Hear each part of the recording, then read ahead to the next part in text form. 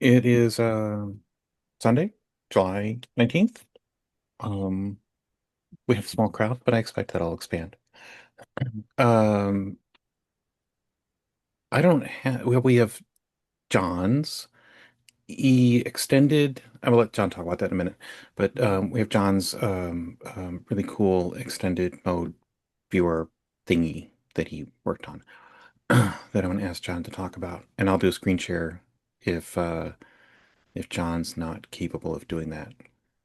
Um, and then the other thing that I sort of stumbled across this morning was this bizarre, I don't know, it was just utterly bizarre coincidence. So there was a guy who wrote a couple articles for the Toronto um, user group newsletter. Let me just bring up that first article. Where is it? There it is. Cool. All right. Guy named Lou Champagne. And he wrote this article about building there's two of them actually, building a MIDI interface for your 81, your ZX81. And I thought, huh, that's, that's an interesting challenge. And I mean, the, he uses one of the sort of traditional methods, this Motorola 6850. I think it's an ACIA, but I don't remember perfectly. But it was popular for doing MIDI interfacing back in the day. And I remember, I emailed, oh yeah, I guessed right, ACIA. I emailed Lou a while back and said, hey, did you write these articles? Are you the same Lou? I found this guy, on the internet. And he wrote me back and said, yeah, that's me. And he didn't really say anything beyond that, right? And I didn't think too much of it at the time. He now has this company where he services electronic doodads having to do with radiation. Anyway, this morning I'm reading Reddit, and one of the Reddits that I subscribe to is called Vintage Obscura, which, people post obscure, weird music, from the past, right? And somebody posted this thing. Let's see if I can actually get to it. Um, let's see, Lou Champagne System. Right. Somebody posted this one day ago, and I'm like, Lou Champagne, that rings a bell, and especially the Toronto part, right? So I go digging. It's the same guy. Okay. I did not know that he had this record that came out in '84. It was kind of popular in the Toronto area. He was a one-man guitar synthesizer solo act. And as they say here, he was also an electronic whiz and designed and built a lot of his gear himself. And so, I put two and two together and it's the same guy. Where is this thing? Here we go. And so here's his record up on Bandcamp. And you can also go watch it on YouTube. Um and I thought, wow, that's just utterly bizarre. And somewhere, I don't remember where, one of the pages that I've stumbled across talks about how he used his CX-81 or 2068 to do his music stuff, and I thought, wow, that's just utterly crazy. Um, so I might try to get Lou to come talk to us about what kind of crazy human being he is or was, and play his music. Of course, that will get us a copyright strike with YouTube, but whatever. It is what it is. Anyway, I think I turned off Spotlight. Hey, John, Hey, dude. let's talk about your program. So Sure. Um, yeah, go ahead. no, I was gonna say, give us the story. What, you know, Yeah, the genesis and the trials and tribulations yeah. and etc. Sure, sure. Well, yeah, I mean, starting with your viewer program and the Spectrum one that kind of led up to that, and a couple of the conversion programs that could do these conversions to the Timex high color mode, extended color mode, but there didn't really seem to be a great way to look at those on an actual machine. And so I started digging around a little bit and had seen quite a few references to it, and really your TS 2068 machine code book was kind of the real thread that got that started, I think. And so I Oh, went back through the Lloyd Lloyd Dreger Dreger. articles. Yeah. Yes. Okay. And so there was an example in there that was a good start, and I started to try and play with that, and worked out that there were apparently some OCR errors in the published version in your book, unfortunately. So, but I went back to the original archive.org source and got those ironed out, Okay. and started playing with switching to that mode, and started working on getting a viewer program going with the help of ChatGPT and eventually Claude. And so really didn't take too long to get something going initially, and at least in Fuse emulation. And then that's when I started to try and actually get that going on a real machine with the Pico, that I started to run into some issues. So, but that's another story. But so anyway, yeah. So now there's this latest version has got the viewer implemented, as well as so yeah, it looks like you've got the basic version running on Fuse there, Yeah.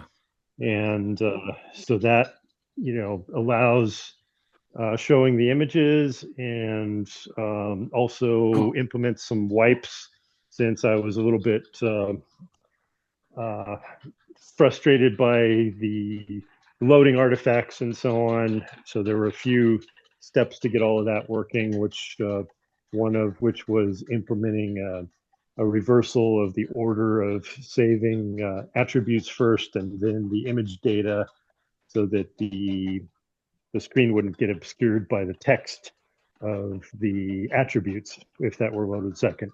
yeah. Yeah. Um, That's a classic problem. right. And so once that was going, uh, then just to minimize the artifacts and kind of make it a clean load, particularly on a slow loading machine, then the idea was to black out the attributes, load in the attributes into a buffer in RAM, and then load in the image, which would then result in black image display, and then you can copy the image attributes back to the attribute file area.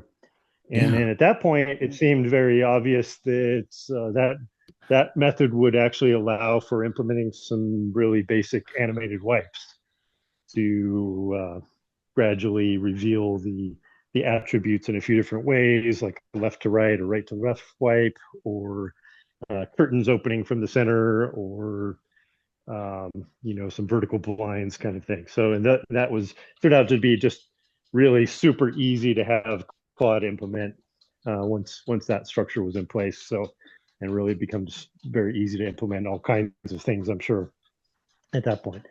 So then that kind of led to an obvious idea of implementing a TS-Pico version that just kind of loads lots of different images and displays them with random wipes displayed and so on. So that's kind of where That's that cool. stands at the moment. Yeah. I've noticed a couple different wipes as I've been sort of going through different screens here. I Right. saw yeah, there was one right there, different, a slightly different wipe. Wow. This this is a pretty amazing to me in terms of just like the amount of color that you can get, in that high color mode. Um, Yeah, yeah, and I was doing a little bit of research on kind of the state of things when the 2068 was released, and really this was about the top of the line as far as color resolution goes for pretty much any micro at that point. The MSX and TI 994A apparently matched it, and might have even had a superior palette. But yeah, this was actually fairly amazing for the time. Yeah. Yeah. Very impressive. Very cool. Um, and I think I showed the crown image because I remember you guys talking Yeah, about that on the list. You came up with a new intro screen for the crown, which right, is right. for those who don't know, is this cute little adventure game for the 2068. Wow. That's really nice, John. That's really, really, really impressive. Um, can you send me the OCR corrections if you don't mind sometime? Yes, And I'll sure. fix that up and Yep. fortunately that's a print on demand book, so it's really easy to fix. Oh yeah, that makes sense. There's not 20,000 copies sitting out there Well, I want a gathering dust. reprint then. I want a new one. I can send you one of the 5 copies in my basement.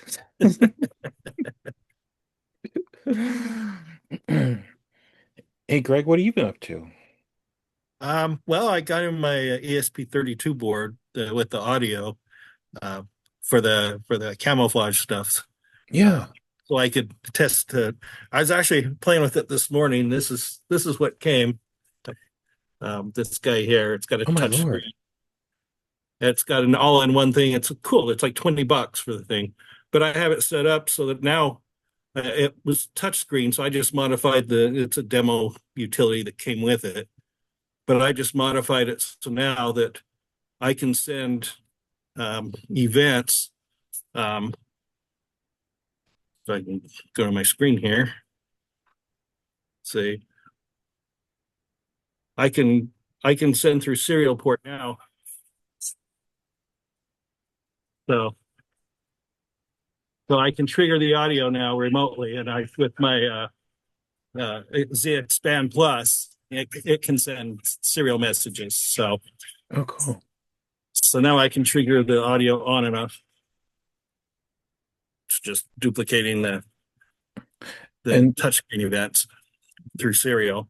So and that's a little ESP32 device with an LCD yeah, they screen. call them CYD, cheap yellow display. I was going to ask you about that, is if you had Yeah, heard this about one that. is actually a cheap black display. It's got a mic, it's got a capacitive instead of a resistive screen, but it's mostly the same thing. But yeah, it's got the ESP32, it's got Wi-Fi, Bluetooth, it's got a UART, it's got just a few free GPIO pins because you're using it for all the other equipment. But Yeah. it's got the touch screens. Either it'll be you can get them without touchscreen as well. You'll use a few less GPIO pins if you do that. But yeah, it's just an all-in-one device. It's pretty awesome and pretty fast. It's dual core. This one Yeah. has 16 megs of flash space. So That's really cool. That's really cool. Nice.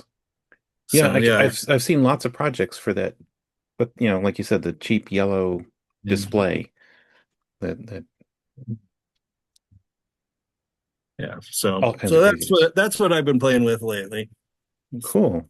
I just got in the boards that'll convert between 3.3 and 5 volts for the TTL because the Z Expand uses a 5-volt serial out Yeah. and this uses 3.3. So I So, have the board. I just need to write the adapter now.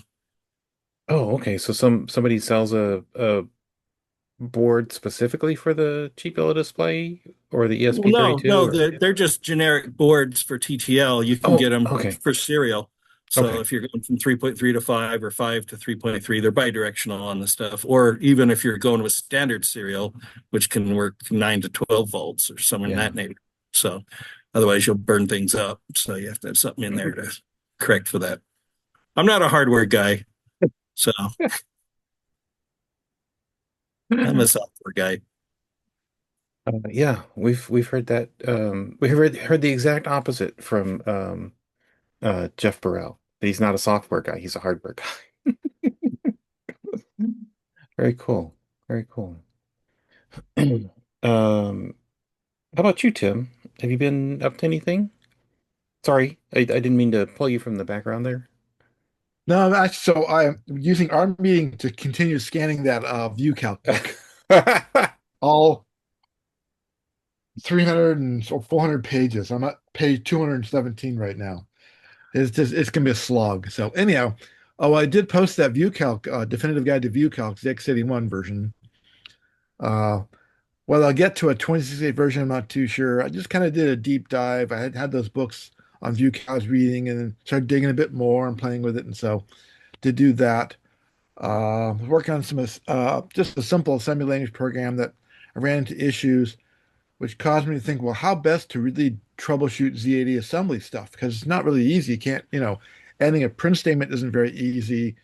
Uh, you know, so I then started working on a document to document for myself how to troubleshoot Z80 stuff, things to look out for. And I have like harp on the same thing probably numerous times where it's like always watch your registers. They're not variables.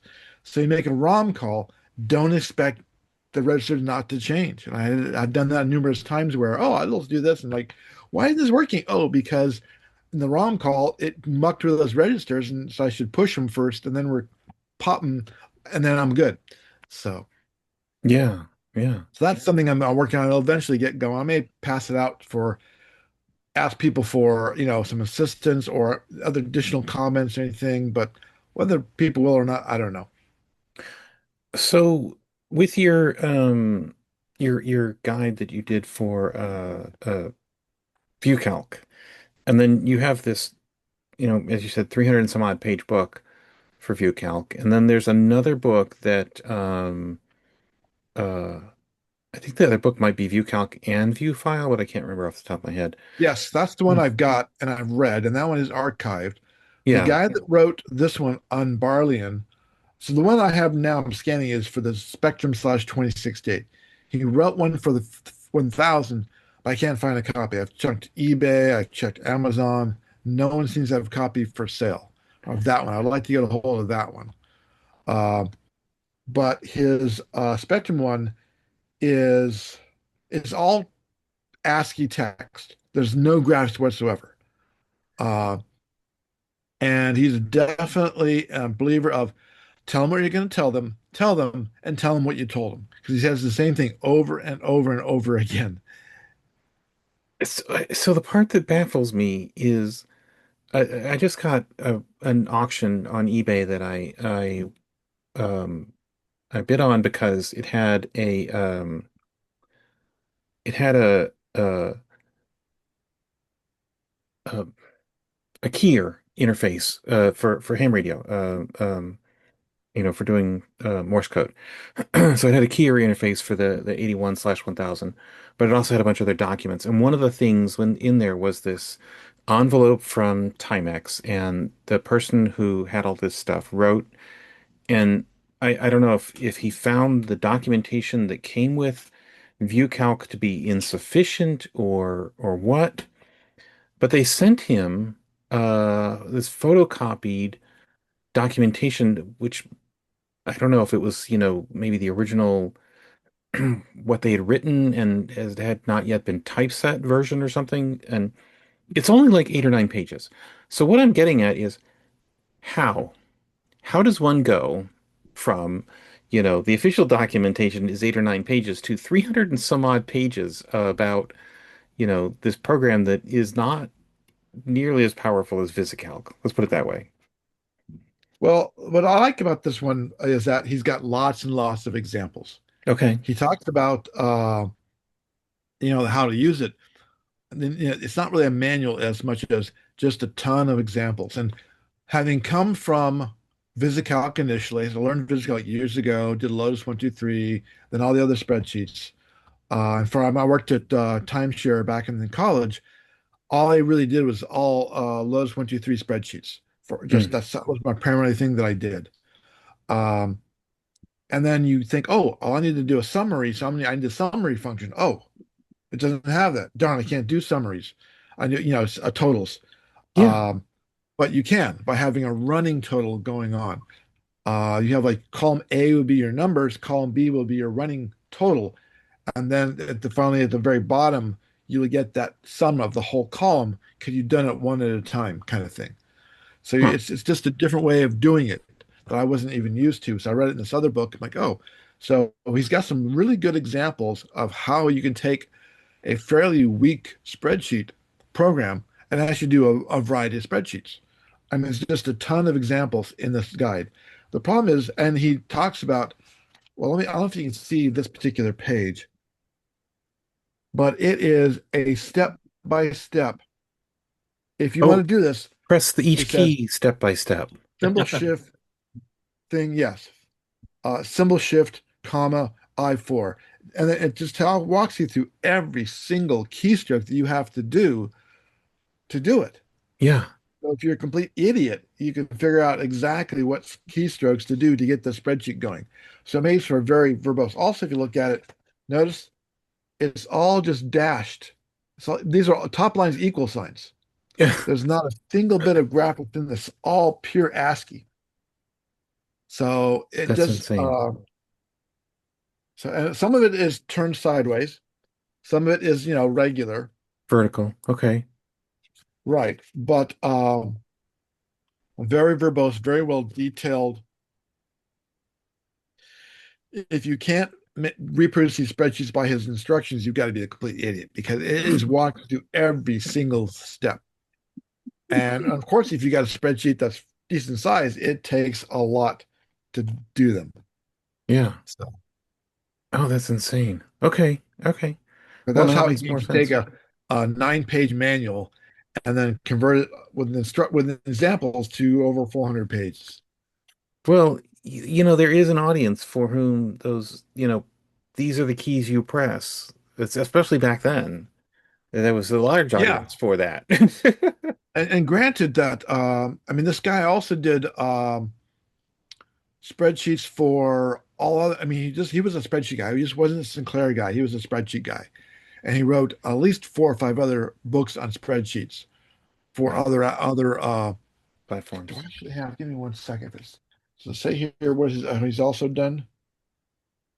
Where is his? Because it actually has somewhere all the other books he's written, and there were for like the Model One, the Apple. Give me 1 second. Let's see here. Okay. Introduction to SuperCalc for the Osborne. Introduction to VisiCalc for Apple and IBM. Introduction to VisiCalc for the CSA Model 2 and 16. Hmm. VisiCalc spreadsheet for the Model 3, Tandy Model 3. And then spreadsheeting on the color computer. So he did, SuperCalc, VisiCalc, and ViewCalc. So definitely a That's spreadsheet guy. I'm sure he probably used the same examples in most of them and just converted them, but yeah. Yeah, yeah. I'd love to get the one for the 1000. That would be kind of fun to look at, see what his examples were like. What could he do with that limited version of ViewCalc? So, Very cool, Tim. Very cool. and there's Wow. a lot more I could have done with ViewCalc that I didn't, such as pulling the data out and exporting it to a file, and then using some sort of utility on a host OS to then process the spreadsheet to convert to something else. So you can convert a ViewCalc spreadsheet to, say, Abacus or VisiCalc or something else, or a CSV file. Then it Yeah. gets imported somewhere else, including the formulas, because the formulas are stored. So there's everything in ViewCalc is one big string array, one big string chopped up into bits. And the first bit is what's in the cells, and the last chunk is the formulas, I believe, for what's in the cells. Huh. So it's a matter of just getting it and processing it, figuring out how it all works, and then The patterns. Yeah. Yeah. rebuilding it into a CSV file or some other spreadsheet you can then import. That's crazy. That's really crazy. Um, hey John, keep that on. I'm gonna spotlight you because John, is this your it looks like you're showing us a camera view or phone view of your screen. So is this a real 2068 versus the Fuse that Yes, I demoed? that's right. Oh my God. The Yeah, the wipes are nice. The wipes are in machine language? Yes, they are. Okay. And oh my gosh. That's so that's the two colors of blue, but also mixed. Huh.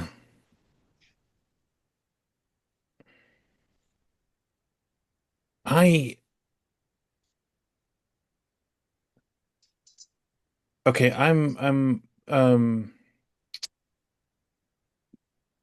John, this is what resolution is this? 256 by 192 or so? Yes, that's right. But then the attribute thing is that Yeah. is that the 8 So by 1 it's the or eight. Yes, that's the 8x1 mode. but how is it that like for instance right there in the middle of Venus's face there's Yes, a single pixel of red. right. How is it that you get that?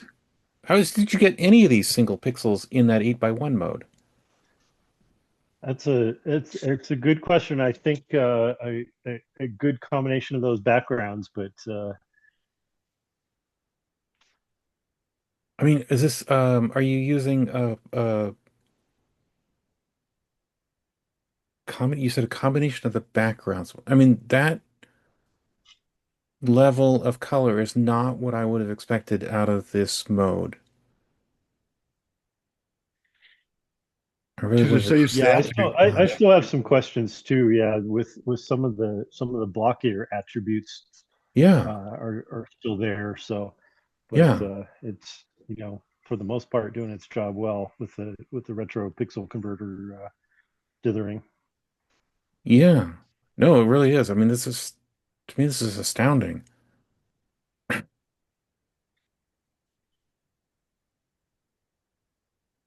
Yeah,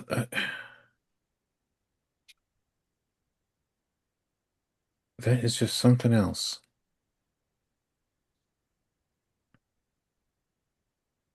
Tell me what this is. This looks like a. It's a blue marble plan Oh, board. okay, got it. Right. Okay. And this one has some blockiness from the conversion right there, which is I tried to work on, and so I'm curious on that particular one what's going on with the dithering and so on. And this is just an insane level of color to me. I Right. mean, if you had told me 2 years ago that we would be looking at images this high resolution, this high color usage on the 2068, I would have said, no way. That's just not. I'm still having a hard time wrapping my head around this. I guess I just don't understand that mode very much at all. I've only done a little, sort of scratch the surface on it. Wow. Wow. And this is running on from the Pico, right? It is. So the loading's pretty snappy because your Yeah, black it delay. is, and yeah, and there's a delay, right? There's an 8 second delay per image, but that doesn't really include the loading piece of it. Yeah, even So that yeah, it could be seems pretty optimized to small. show even quicker. But yeah. Wow. Wow. Good Lord. That's just amazing. Of course, next the thing is to turn this into a video game, right? Absolutely. Yeah, I was intrigued by. I finally watched the video from last month with you playing with the extended color mode game programming, and so yeah, that seems intriguing for sure. Oh, and I know, next to nothing about that.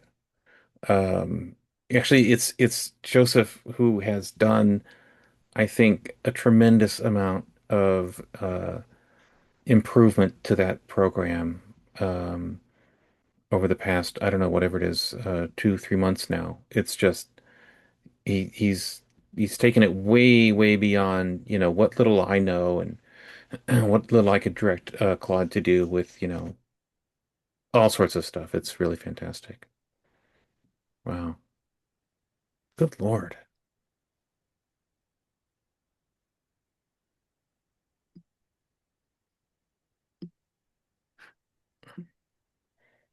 John, this is mesmerizing. Sorry. Sorry, the distraction. No, it's really fantastic. It's just really, really I can't get over it. I'm just really I'm gonna go back to this. Like you said, I mean, I'm familiar with the TI color modes, and the MSX has the same because it's the same video chip, Chip. and the only other real comparison is the Commodore, which has um I don't know, it's got some similar color depth graphics challenges. The 64. The Radio Shack color computer just is got super limited palette. Um, but even so, they did some amazing stuff. But and especially the Coco 3, which has a higher resolution, higher color modes, sort of similar to this. Um, but yeah, I mean, I I almost don't believe it. It's just really, really, really, really nifty. This is like, John, I'm going to be running this demo. I'm going to have to run this demo at VCF Midwest. I'm going to have to set up a machine just to do this demo. And then another one that And, people can play with because this is, add your own images. it's Do what you want with so, it. yeah, yeah. How much time did you spend optimizing these images? Did you have to futz with them a lot or what? I did tweak. Yeah, I did. They're the default settings. I think are a little off. Really, it's raising the saturation, Okay, increasing contrast and gamma a bit on most of them, just to kind of really make them pop and get rid of the background artifacts and that kind of thing. So yeah, there's definitely some tweaking okay, involved to kind of get the best out of it. all right. Yeah, hey, for instance, well, I mean, even this one, you have not just two colors in close, but the throughout the edge of the butterfly wings here, there's so much color within close proximity. I guess on the right-hand side, you can start to see that 8 by 1, those sort of long um, Yeah, it's one of those horizontal. things where it helps to stand, 5 feet further back than Oh you would yeah, normally, and then it yeah. really starts to blend in well. Well, and that is the 81/1000 mode that Joseph added. It yeah, if you stand far enough back, stuff really does work out. You can upload some images and get out some reasonably recognizable stuff. Uh, it's hilarious, but this is wow, wow, wow. Greg, somehow you need to bring this to the 81 or bring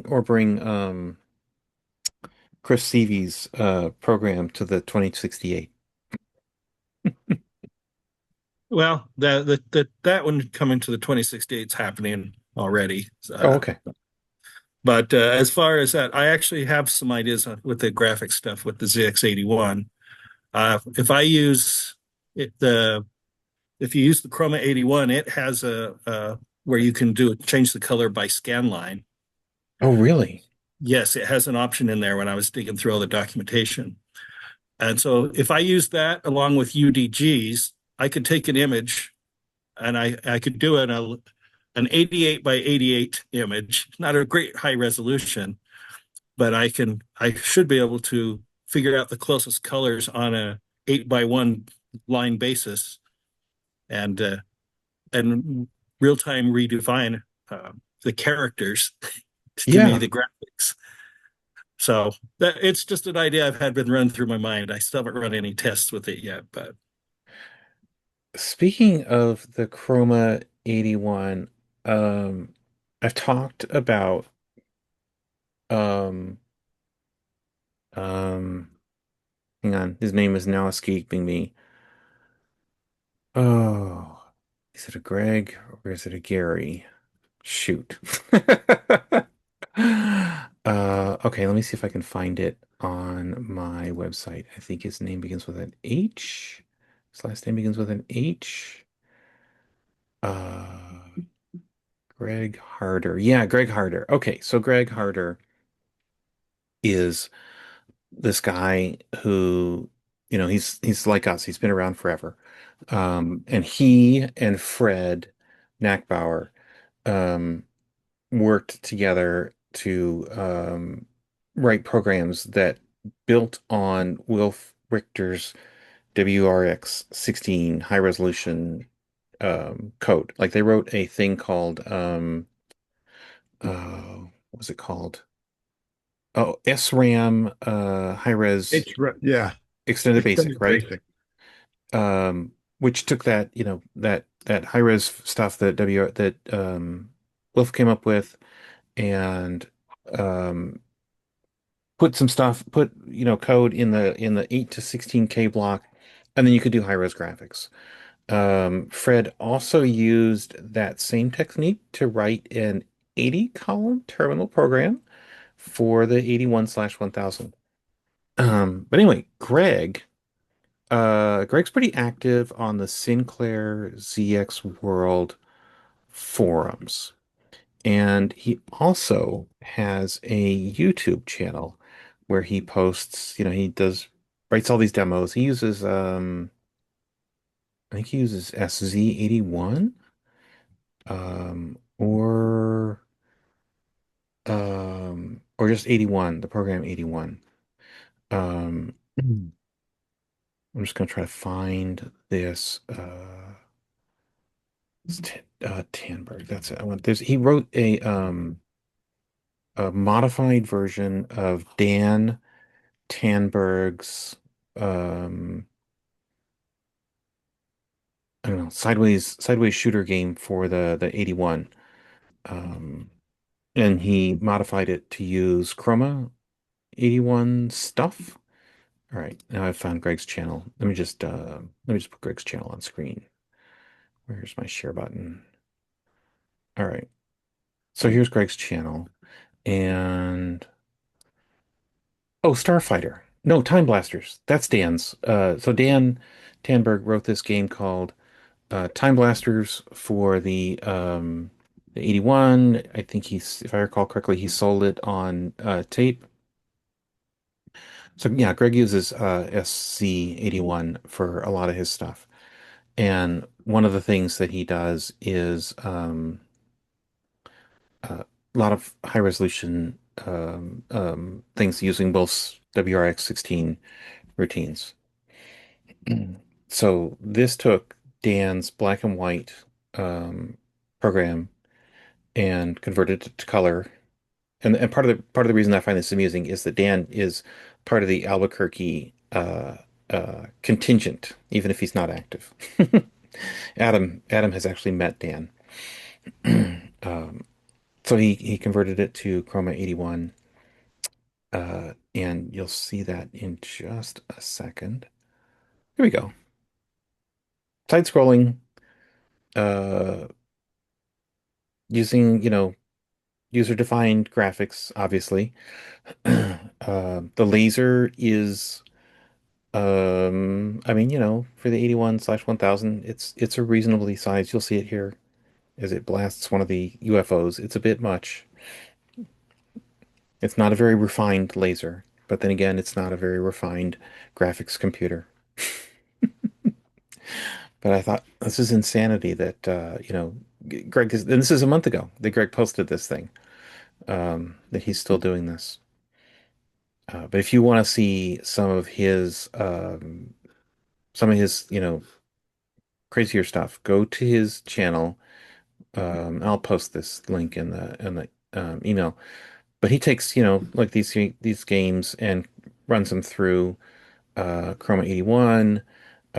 Here's some examples of stuff that he has. Um, this uses the right 81 plus expand, which the SZ81 emulates pretty well.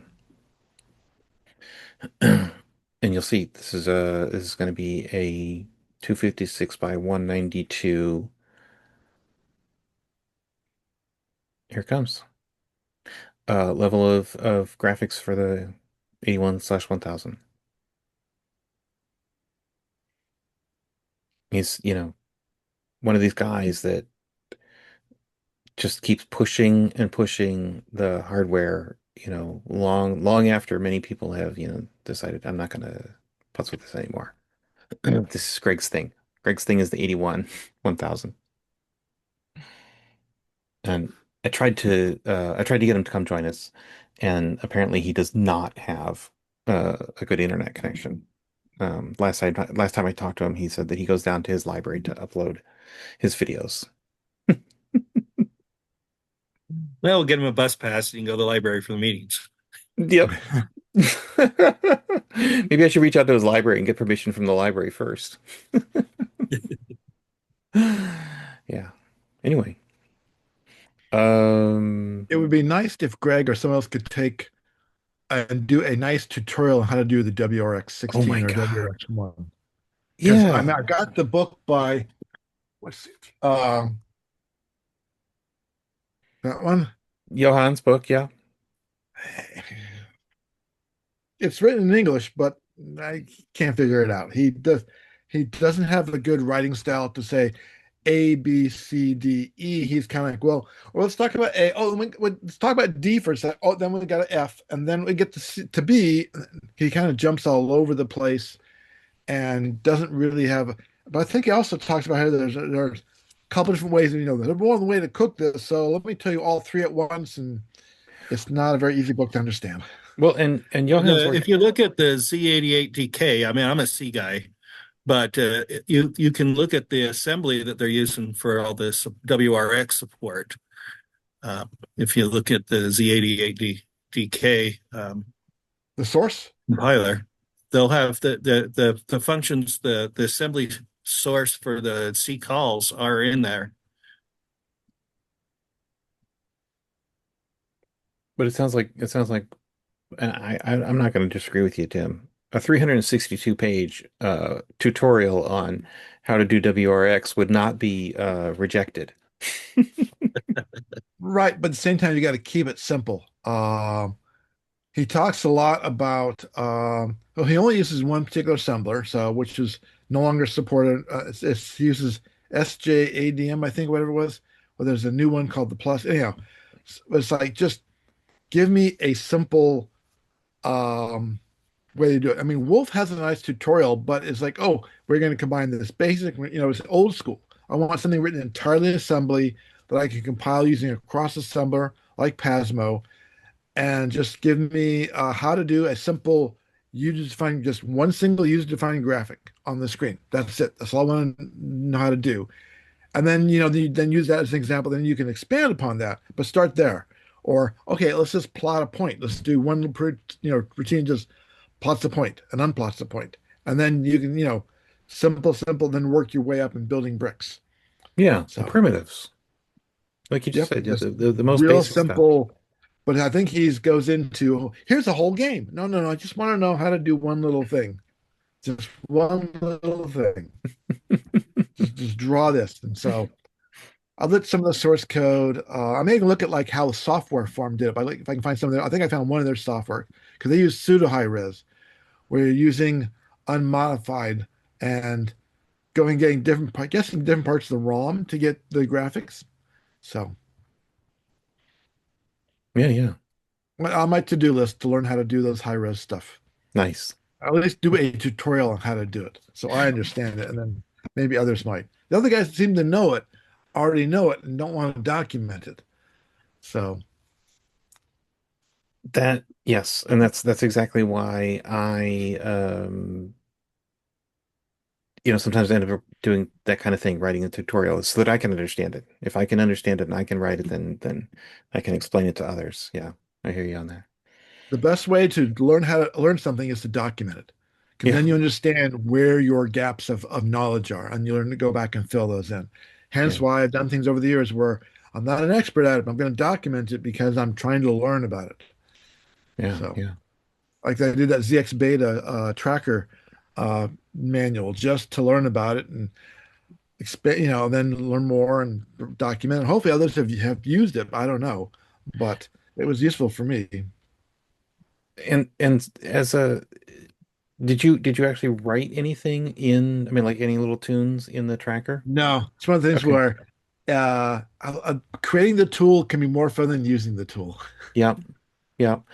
Well, and this, the reason I ask is because, trackers are real popular among a certain group of people who, make music. And there's the stuff that runs on computers, like whatever that Amiga tracker program was called.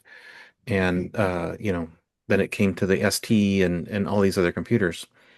And there are now hardware trackers. Like there's a device called the M8, which is sort of handheld, and it's got, a weird arrangement of keys, and it's a tracker. And there's a Well, I've seen a number of those that I've seen people do demos where yeah, they can do different things, then they can do loops and bring things together. and Yeah. and the thing that just every time I look at it, I'm like, this is a spreadsheet for music. This is, I want to compose music in VisiCalc, kind of worldview. And it's like, okay. Right. But looking at the ZX Beta, it was some trackers are not really, they're so low level that it's not easy to use or come up with new sounds because you've got all these different options. So you've, I looked at like maybe going and find some of those other tunes and then seeing, okay, that looks like an interesting sound. Let me go look at that. How do they create that? So Yeah. there's a lot of work to do more on doing a tutorial for ZX Beta on, okay, here's how the program works, how to really create those sounds using that tool.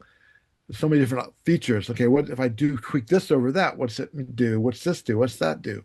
And of course, you can't put sounds into a book. Right. Right. So Right. And on the Atari and Spectrum uh and sort of the MSX side, there is the whole programming the AY chip part. And, it's not just taking advantage of the features of the chip itself, it's sending data at, such a high rate to the chip that you are, in essence, creating new effects. And, people do amazing shit with it. I It's, think what's on my to-do list right now, one of the things is how to address the AY chip via assembly. That's going to be interesting to try. I still got a bunch of stuff that I'm working on right now, but that's my to-do list. you mean like on the 81 Yeah, or, yeah, just through like the Xonex version? yeah, just how do you uh, Yeah. how is it going lower one level lower than the tracker? How is the tracker doing this, Yeah. or the Yeah. players doing this? Very So, nice. Yeah. Yeah. That'd be but we'll cool. see. I still got a bunch of stuff I'm working on and keep coming up with more things that I've pulling back from the back burner, and so Yep. Yep. Totally. My list grows every day. It feels not like. enough time off from work. Oh, to be retired. Yeah. Yeah. Cool. Um, hey Ryan. Hey there, Ryan. I don't know if you're there because I can't see you. There you are. Can you hear me? Yeah, we can hear you now. Oh, I'm having trouble with my new Bluetooth speaker. Oh, really? Is it like gurgling or something? No, it just keeps going to like super high volume, Oh. and you can't control it from the iPad. You can control it from its button, which is not great because it's a Bose. It's supposed to be good. Hmm. How Um, uh, how was your world, Ryan? Good. It's been a bit busy last week, so I haven't gotten to a whole lot. Um, I did have a thought or a question on that high res mode stuff. We keep coming back to this mode, and it always, oh, it looks great, but it's like, here's this thing you can't really use. right? Because yeah, he's using it, but unless we're always going to program in machine code, and so I'm just my question has always been, what would it take, much like the OS64 cartridge Yeah. kind of completed the using 64 column mode, what would it take to have a modified ROM that in this mode handle the drawing? Obviously, you're not going to extend basic to potentially micro address the color attributes, but at least if you did the drawing, it would handle it correctly in that mode, because you're not in a high res mode, you're in that color mode. So You would extend only have to redo the attribute part calculations. yeah.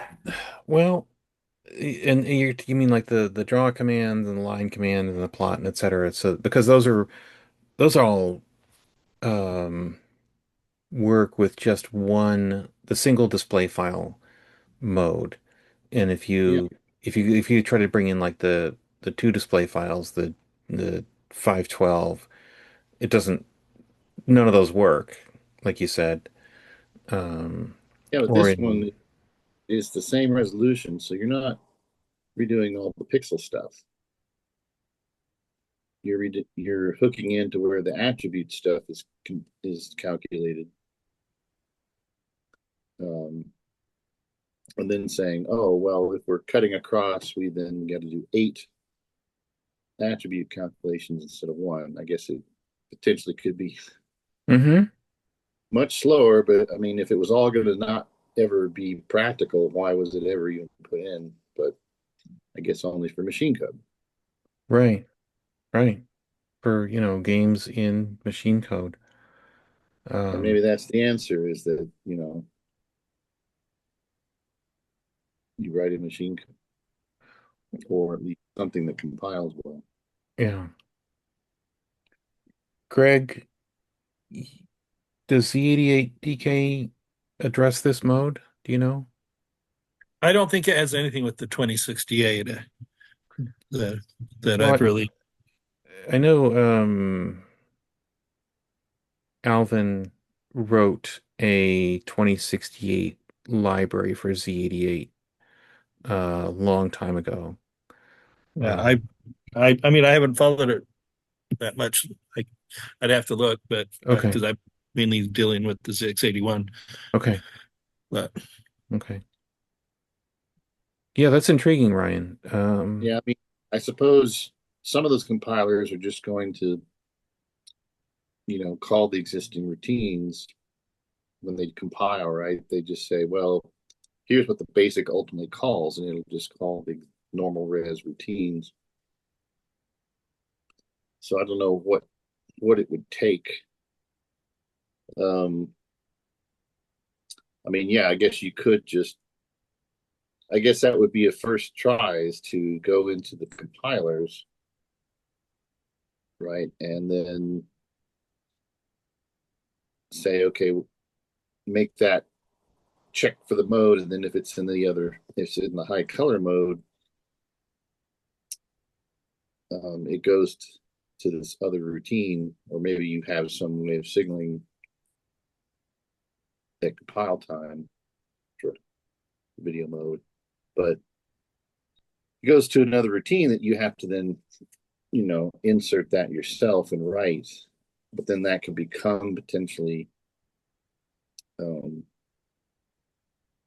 the basis of potentially a modified ROM, I suppose. yeah, yeah. But then you have to go figure out, okay, where would you intercept you'd have to go and intercept the attribute stuff and have it check the mode and branch, I guess. Mm-hmm. But it seems like that would be potentially much easier than high res mode. Hmm.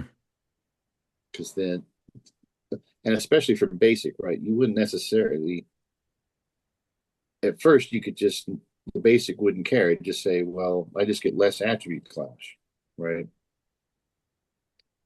But you're still only addressing the color as you normally would, and character printing would work the same. It would be the, you're coloring the whole cell. But if you were drawing lines and pixels, though, those attempt to draw, but then that color attribute clash happens on the back end.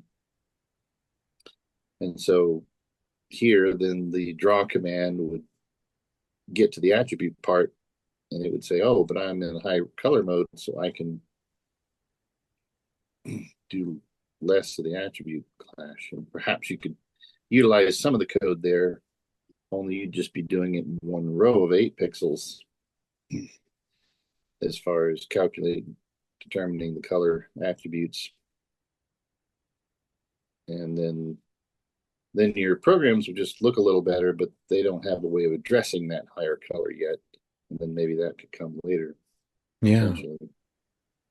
Yeah. I guess you'd only really need it. Well, the first one would just be like if you wanted for some reason to print a character with a bunch of different colors in each of the 8 rows of pixels. But so that's why I don't think you would necessarily need to do that to modify the basic at all. You just modify the color attribute calculation. That might be pretty tractable. And these, John, these are 12K files. I noticed the tap files are 12K. Yes, yeah. Attributes are the same size as the image data. 912 bytes, 6912 roughly. Yeah, whatever that number is. Okay. Okay. So basically 2 display files. Interesting.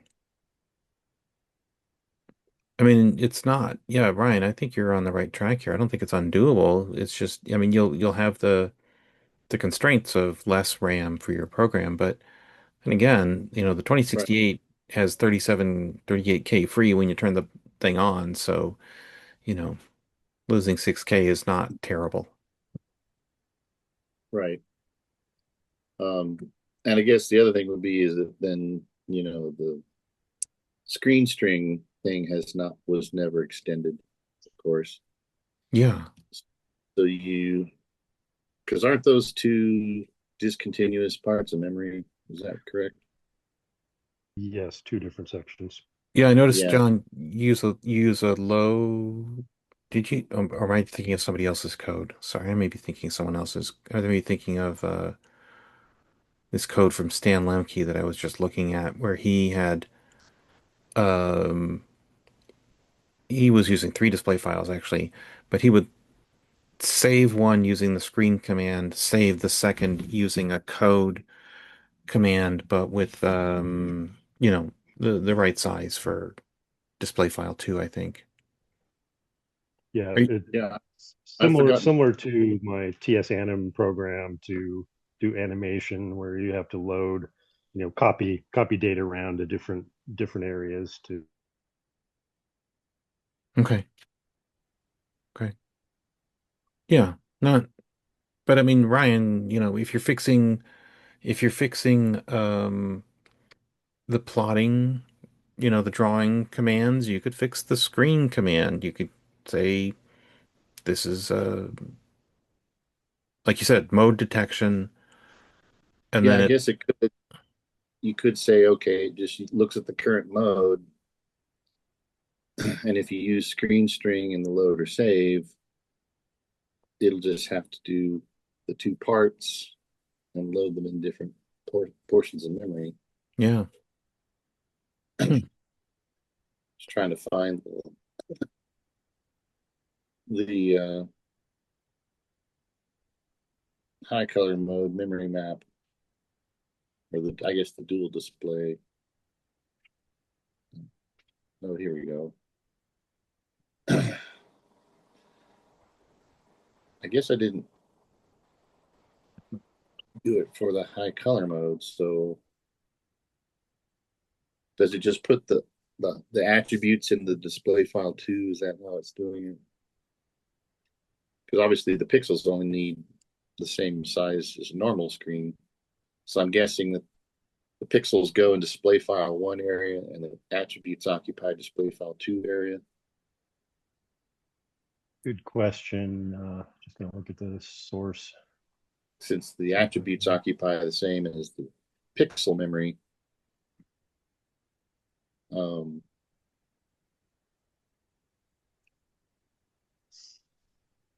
So that's interesting because then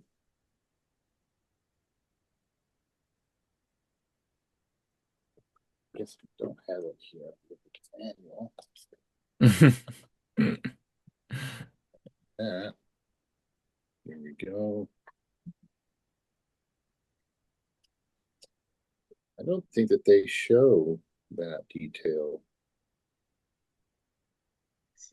But I'm just thinking is that if you were in dual screen mode for high color, Yeah. not dual screen mode for high color, but that memory map generally, right? If it puts the, assuming it puts the pixels in display file 1, then the attributes where it would put the screen in display file 2, that means Go ahead. Go ahead. I was just going to say, just looking at the assembly, the image location is 4,000 hex and attributes is 6,000 hex. Okay, yeah, 6,000 is display file 2 pixel area in high res mode. So yeah, that must be then the attribute. So what that means is that both display files have their what you would call your low res attribute area unused.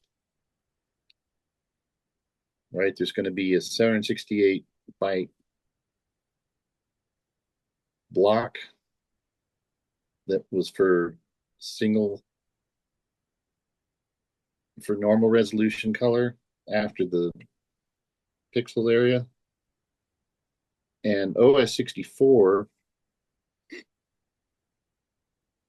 takes advantage of that in high res mode, you have basically the same thing. You're using the 2 pixel areas, pixels, but the color is monochrome. So it doesn't use the attribute areas.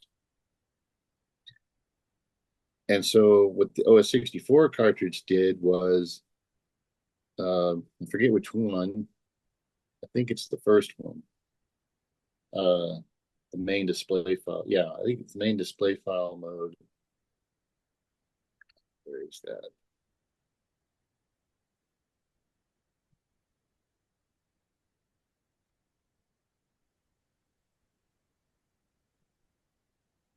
No, I think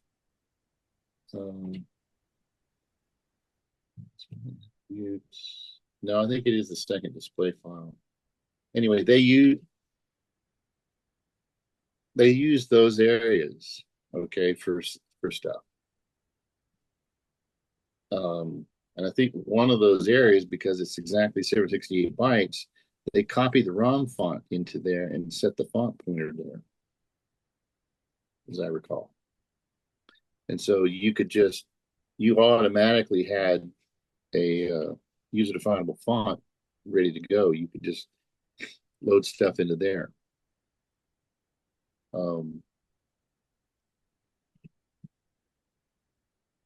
So you could do something similar and then have,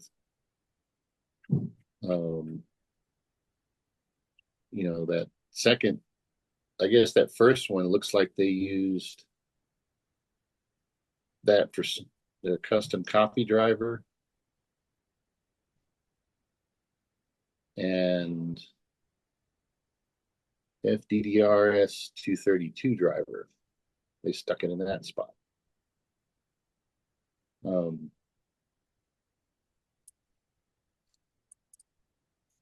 It would be interesting that if you could get this going, you could then have this where it just runs in this mode. Although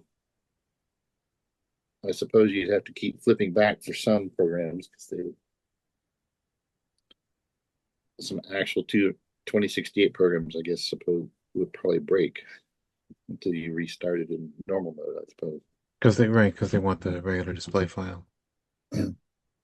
Well, I mean, the regular display files in the right area. So that would be interesting. The regular display files in the right area. The attributes are not. Yeah. So if you did a load screen string, you'd have to also modify the ROM potentially to detect the mode and say, hey, when you get to the attributes, switch to copying them to the high res area. But if the length is normal, then just replicate the attributes 8 times, but stuff it over there. Right, right. And then I guess you have to do the same thing on a save screen string, detect the mode, and say, okay, which attributes which mode are we talking about? And then go to handle the attributes differently. But if you did that, a lot of things might just work if they don't care particularly about the memory map, right? Or Yeah. look at things that, do some peaks that would have moved or Yeah. something like that. And then, yeah, so I think there's some interesting possibilities that you could just, as you say, you lose 6K RAM, but you'd have this machine that with some more color resolution, but that you would just use normally, and your drawings would just have less of the attribute class, unless you really love that, Right. which I know some people do. Um, Tom, you asked, would using monochrome be easier in the extended modes? Can you, can you, Tom, can you ask Well, that question? in high res mode, you have to. Yeah, yeah. Um, I don't know that the extended mode, I mean, if you're not using color, then there's not much reason to use the extended mode because what it does is add color Yeah, depth. It doesn't adjust resolution. Um,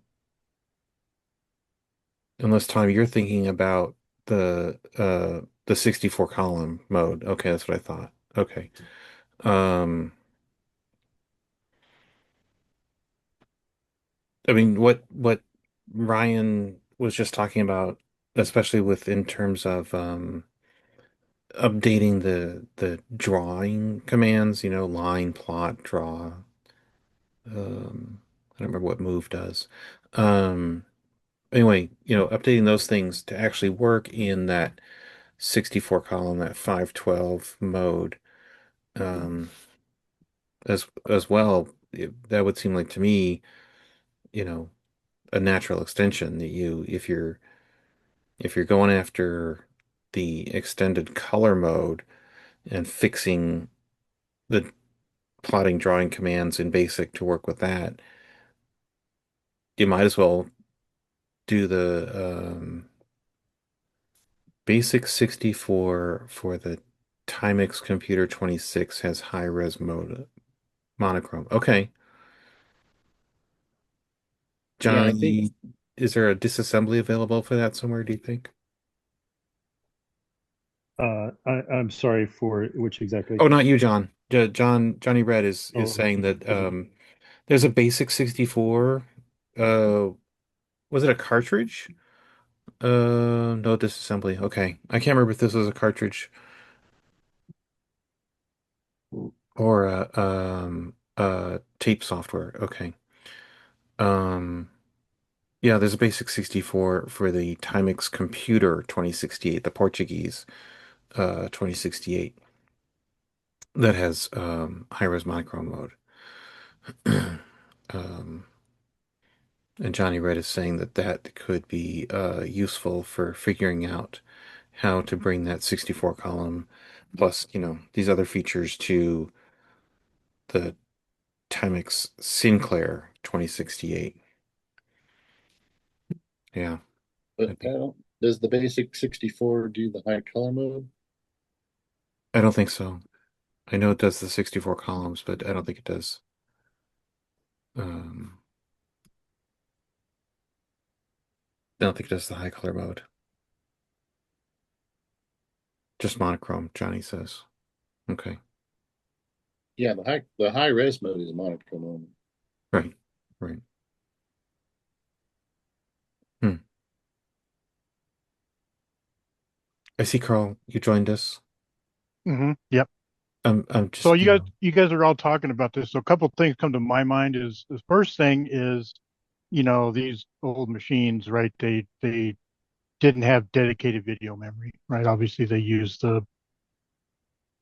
shared the video memory, right, with the rest of the system RAM.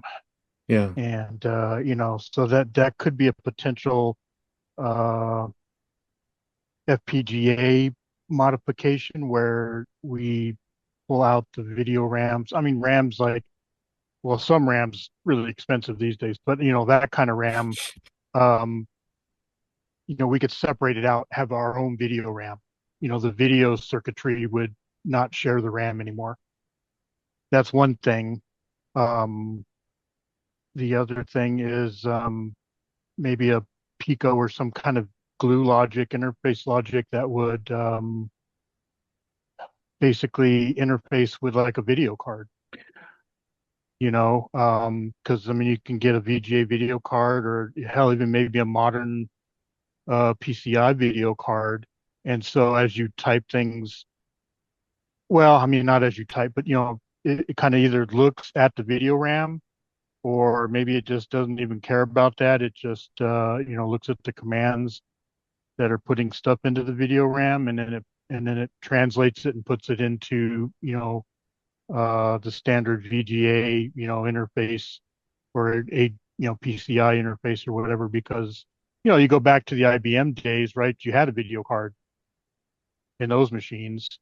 And obviously the video cards had their own RAM, right? It didn't share any RAM on the IBM um, or the PC architecture, I should say, not necessarily IBM, but so I mean, there's probably plenty of code there that's well understood to interface to a, either an ISA or a, uh,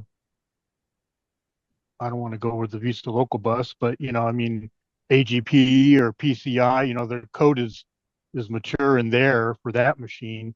So it just had to be something that you would have to, run on a Pico or something like that to translate it into a PCI Express layout where, hey, you could, um, you know, it would just draw the video from whatever the 2068 was putting out. You bring up a good point, Carl. The Pico video that Jeff designed, and I'm going to ask Jeff to talk about this, has extended color options. He implemented ULAplus, which adds color depth, not resolution depth, but color depth, um, and some other stuff in the Pico video, which yeah, it does exactly the similar sorts of things to what you're saying there, Carl. Have a Pico do it. Hey, Jeff, Yeah. can you? Can you hear me? Yeah, Okay. Yeah, the Pico video card um, has all of the standard TS-2068 modes. It does do ULA plus. It's been a while since I've looked at the code. I think it will even do ULA plus in 64 column mode. So in that respect, you get a little bit more color depth. To get to what Carl is saying, I guess the question here is, um, does it make sense to add some firmware routines in the Pico video code that would allow you to do line drawing or circle drawing, higher level commands? yeah, and then have them somehow accessible from basic in the 2068 mode, which is what Ryan's getting at. Right. Yeah. Oh, you mean, well, oh, you mean like reader they would implement them by redirecting or calling the PicoVideo. Yeah, now that would only work on the PicoVideo output, but you could write to an I/O port or or something that would allow you to send a relatively high level command for doing line drawing and things like that. You could even do flood fills and whatever else. I'd have to look at that. Right now, the PicoVideo code is running pretty tight and pretty hard in order to make sure it catches the bus properly, but it's doable. And as it stands right now, you can, like I said, use the 64 column mode in monochrome, or if you wanted to get fancy, you could probably do like halftone. I'm not sure if there are enough pixels to make anything complex, but you could get kind of grayscale out of it. Yeah, and I guess kind of what I was thinking is, we could actually take advantage of a modern or so much so-called modern video card in the 2068. So I mean, you could boot up to 2068 and it would I don't know, the Pico would kind of see it booting up and then kind of shift it into, I don't know, super VGA mode. I mean, obviously you wouldn't be able to see the video out of the 2068 anymore, or whatever video it would put out would be, probably garbage. But I mean, you're not going to really use that as the monitor anyway. In something in that kind of setup, right? You're going to be using the video output of the PicoVideo card or whatever other card you're going to be using. So you can kind of basically make the video circuitry in the 2068 really irrelevant. You know what I'm saying? Because that's not what you're really going to be. I mean, not make it irrelevant. It's still there. So if you don't have this hooked up, obviously it's going to still use it. But I mean, if you have the PicoVideo card hooked up, then it will obviously you're going to be using that as your video output device instead of the 2068 directly. And then that way you can, go to super VGA mode, maybe even 1024 by 768. And, I mean, there may be some software interpolation there, but, that way, you could realize the full color, 256 colors. It's just an idea. I don't really know how it would be implemented, especially with the existing basic commands. They might have to be some kind of hook there where it'll see that you're doing that kind of command, and then it'll enhance it, right? It'll use the enhance kind of basic command for that, so you can poked and into all these higher resolution modes and have a lot more colors. And obviously it's going to have to, hardware is going to have to match with the software, obviously. But hey, that's kind of we're kind of already getting into that kind of realm, right, Jeff? So I mean, it may not be a bad idea. That way you can kind of not even use your PicoVideo card to do the video. We'll get a cheap video card, even like a PCI Express video card. I mean, that thing would just blow. No, you don't want PCI Express. Oh, that's a very non-trivial interface spec. Okay. The problem I have with all of this is that if you want to do anything like 800 by 600 or 1024 by 768, that's an awful lot of stuff to be moving around with a 3.528 megahertz Z80. If you want to use those kinds of resolutions, you really need a video processor out there that would handle all of that stuff and just send high level commands. And that's why I've stuck primarily with, the standard Timex video modes, because there just aren't enough clock cycles to do anything other than maybe put up static images, but anything for gaming, I think would just be a mess.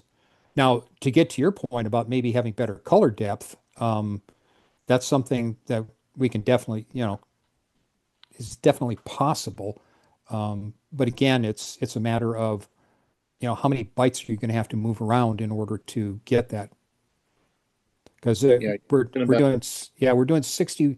There's 6144 bytes to do a standard 2068 screen. So if you were, you'd have to have move 8 times that much if you wanted to have 256 color depth. It's like 48K-ish. Yeah, I think I don't know. I think you're right there. I think, yeah, you could probably come up with a scheme for 256 colors, but it'll just put a burden on.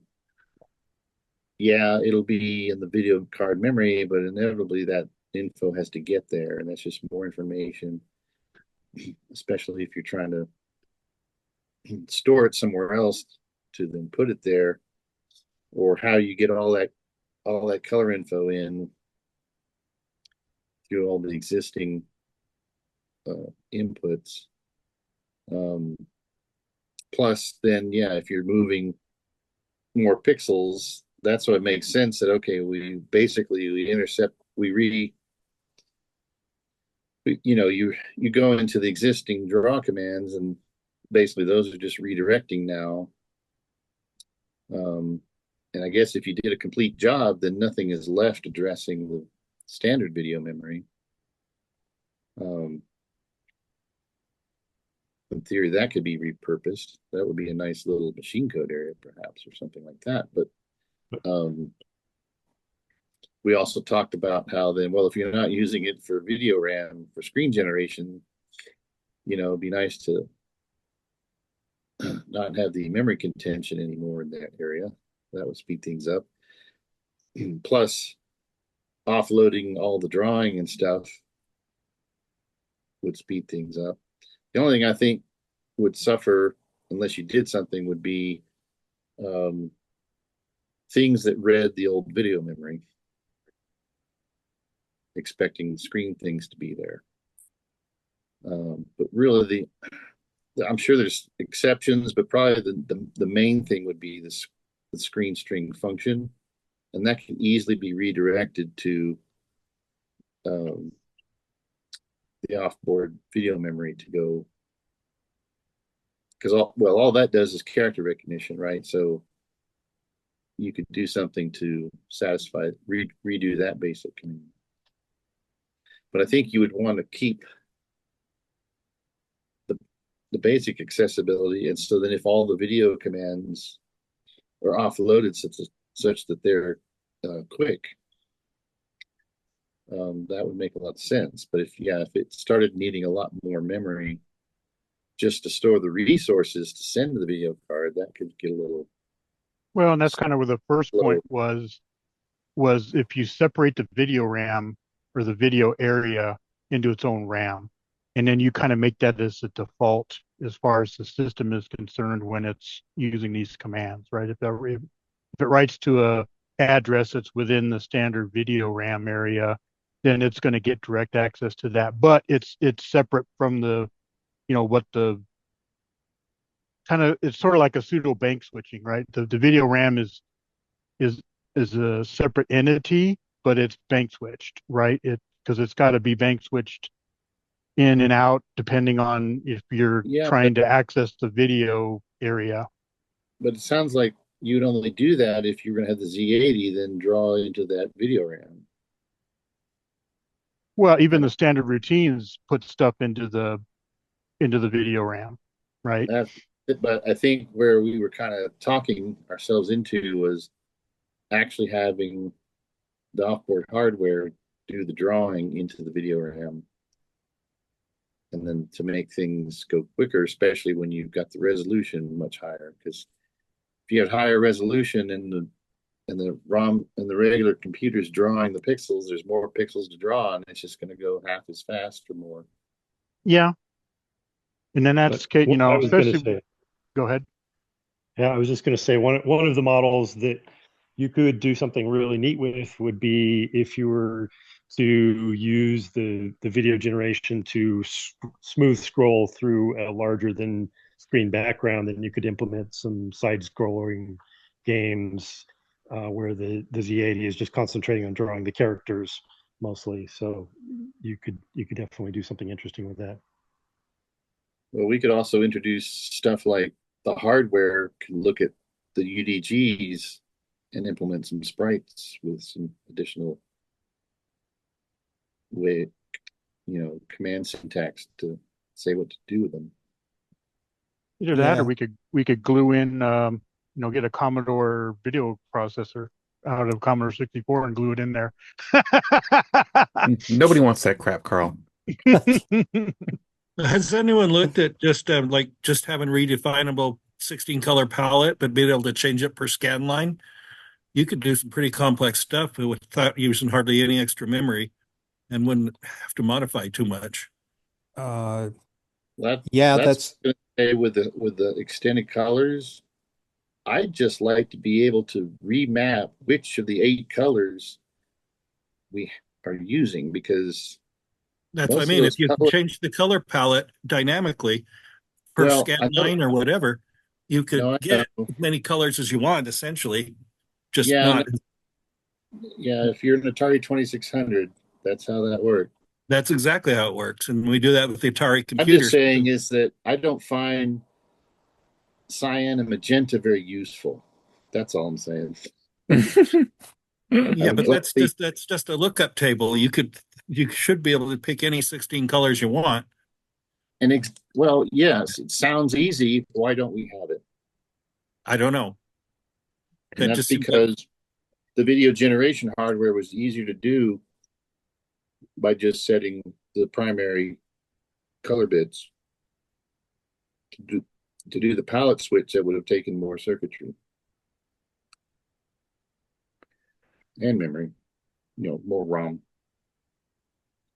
Jeff, right. But if we're talking stepping out of the 2068 hardware, then more things become possible.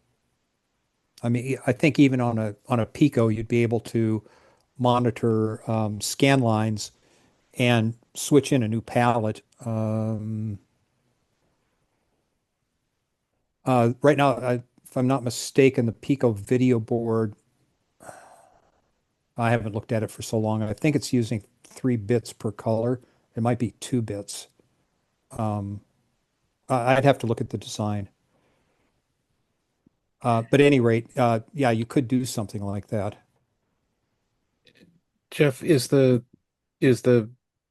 fact that it's running a 2040 Pico board, um, is that limiting?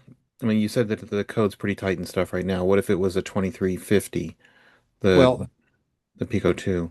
yeah, there are actually two issues with regard to the 2040, and that is RAM space. We're using 32K of RAM just for the video memory. Um, oh, I'm sorry, 16K of RAM for the video memory. So there might be enough RAM in a 2040. Um, you could squeeze some more out of the 2040, but I think a 2350 would be the better option. If for no other reason, there's a couple extra state uh, GPIOs in there. So the short answer is, yeah, it'd be better to do it on a 2350, but it might be worthwhile seeing what we could squeeze out of the 2040 since people already have it. Yeah, yeah, good point. And it's not difficult to reprogram. I mean, you just No, need to download a UF2 and boom, you're done. yeah, yeah. Hmm. Hmm. But you're not a software guy, Jeff. No, I'm not. Shut up, David. You and I are going to have to talk about this later. Well, no, Greg was showing off this little display that he had before you joined us. That's a variant of what they call the cheap yellow display, which is this. It's called that because the circuit board on the original ones was yellow, but it's a display and it's an ESP32 device, and uh, it's all wired up so that you can just do all kinds of craziness with it. But Greg said that he was not a hardware guy. And so, of course, reminded me that you're not a software guy. Um, yeah, there's always a little crossover, but Uh, yeah. And Well, you remember the Well, I was famous going to say, quote, if you're serious about hardware, you want do your own software. Shut well, up, I was going Ron. to say too, you could, if you, let's say you have the display file in the Timex and you could put whatever you wanted in there, right? Like I said, the output of the 2068 would be garbage, but, to something else that is looking at that video or that, that RAM area, I mean, you can redefine exactly what you want to put in there, because, it's just my idea that, you've got all this RAM area, and if you're going to be in that same resolution or have a higher resolution, if you use two display files, you could, and then say you wanted to put, you don't have to put the characters in there. You know what I'm saying? You don't have to put the character in the RAM. You can put whatever, 8-bit by, what is a character? Well, it's, 8 by 8. Yeah. yeah, yeah. So you can put basically 8 bytes of information in there, and then something outboard would decode that depending on what you wanted it to do. Right? As long as you understood, both sides of it, what you're putting into the RAM and what the video decoder is going to decode out of that, then, you could use the Timex routines, uh, but, or not necessarily Timex routines, but you can, your own routines to put whatever into the RAM, and then it would create whatever video that you wanted out of that. Like I said, if you hooked a 2068 up and actually saw what the screen was doing, it'd probably be total garbage. But to the video processor or whatever it's looking at that RAM, it's going to create probably either more colors or maybe even more resolution or maybe even both. Yeah, I mean, all this is blue sky stuff, and I like Hmm. exploring the outer boundaries of what's impossible. The thing is, if we actually start to think about developing hardware for this, we're going to need to come up with a feature set uh, that we can nail down. So, I mean, first of all, what are we trying to do? The the PicoVideo already has an 80 column text mode with, I mean, true 80 column text mode with attributes. So that covers part of what people have always wanted. But what are we trying to do with all of the extra color depth and possibly expanded resolution? And that's a rhetorical question. Yeah. So Well, I think 80 columns probably would be the goal, the holy grail for at least the 2068, right? I mean, 640 by 480 or, higher resolutions is kind of pie in the sky, right? There's not going to be any software to really take advantage of that anyway. But I would certainly think 80 column and I'm sorry. I'm sorry, Carl. That's not meant. That's not no, meant. no, I know. It was Tom. The full Yeah, IMAX 3D immersion experience. Yes. right, right. But I think if we could have, 80 columns with 256 colors, bit addressable, I mean, that I think would just cover the whole, as far as that machine, the 2060 is concerned. Well, I think we need to think about how you would practically use. You can imagine all kinds of Yeah. specs, right? But as I was saying earlier, if it starts demanding that you start using the Z80 to push around a lot of data or the bus or whatever your limiting factor is, it's Well, impractical. that's the point, is it's like you're not really adding more video RAM. You're just repurposing the video RAM that you have, right, to do something, to put data in there that a video processor outboard, the Pico video, for instance, or whatever, is going to process that information that's in that RAM. So you're not like adding more RAM. You're not really adding more, you're not adding more overhead. You're just changing what you're putting into the existing RAM that you have. You see what I'm saying? Yeah. Well, for instance, to get to your point, Carl, the 80 column mode on the TS-Pico board right now, if you look at it on the TS display, it's going to be garbage because Mm. you put in a character code and then the board outputs the necessary character pixels. So and that gets to what you were saying. So Right. So I think, there's obviously some groundwork there already. It's just like, let's add some color attributes right to it. make sure it can have at least maybe 16 colors. I don't know, 32 colors. You know, how many?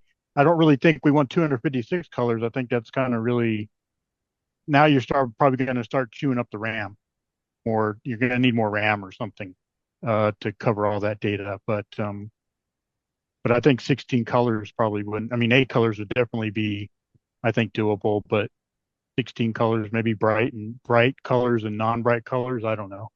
Yeah, Well, that I'm well just you thinking in terms of the existing routines. Once you get outside of having 8 colors with a bright and a flash, um, obviously you could probably repurpose bright and flash bits.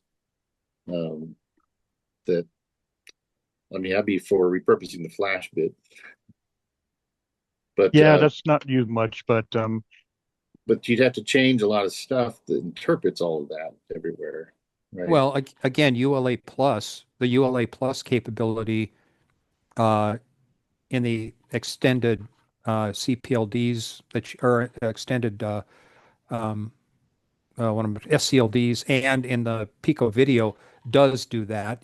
It uses the bright and the flash to give you more colors. You end up with, in theory, 256 colors because it's 3 red, 3 green, and 2 blue. Uh, so Okay. Um, well, and then it's just a matter of, how you wind up. So if you just say, okay, I have that ability, I've got ULA plus ability. How do you actually use it, well, right?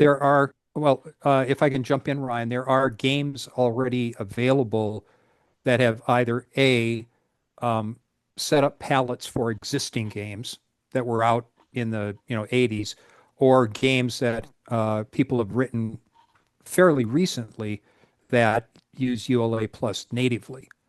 So all of that infrastructure is in place. Okay. So if you said, okay, let's say on the hardware level, we're just doing ULA plus. Um, then how could what would it take to make, and there's games that'll utilize it. What would it take to be able to just use that normally then from basic? If you followed that convention, would that fit in with what we've been talking about?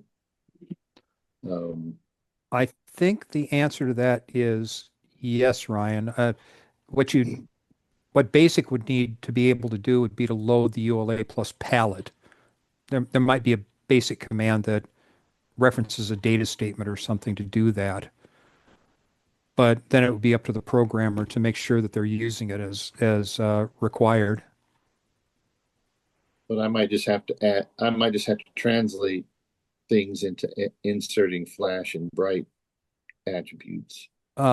True. Okay. The well, again, the other thing that you might want to do, Ryan, if you're writing a dialect of BASIC to support ULA plus, would be to somehow make bright and flash. I mean, if you use bright and flash, fine, but you might want to have another command that would allow you to load a ULA plus color as just, as is. Well, yeah, okay. Yeah, if I didn't modify anything, I guess if I had a ULA plus and I Oh, turned okay, it yeah. on, I'd have to use bright flash. But I'm thinking like, yeah, if you modified the basic a little bit, you could alter it such that, you could just give the larger color value True, potentially. And true. those would pass through the syntax checking and all of that. Oh, yeah, good point. Yeah.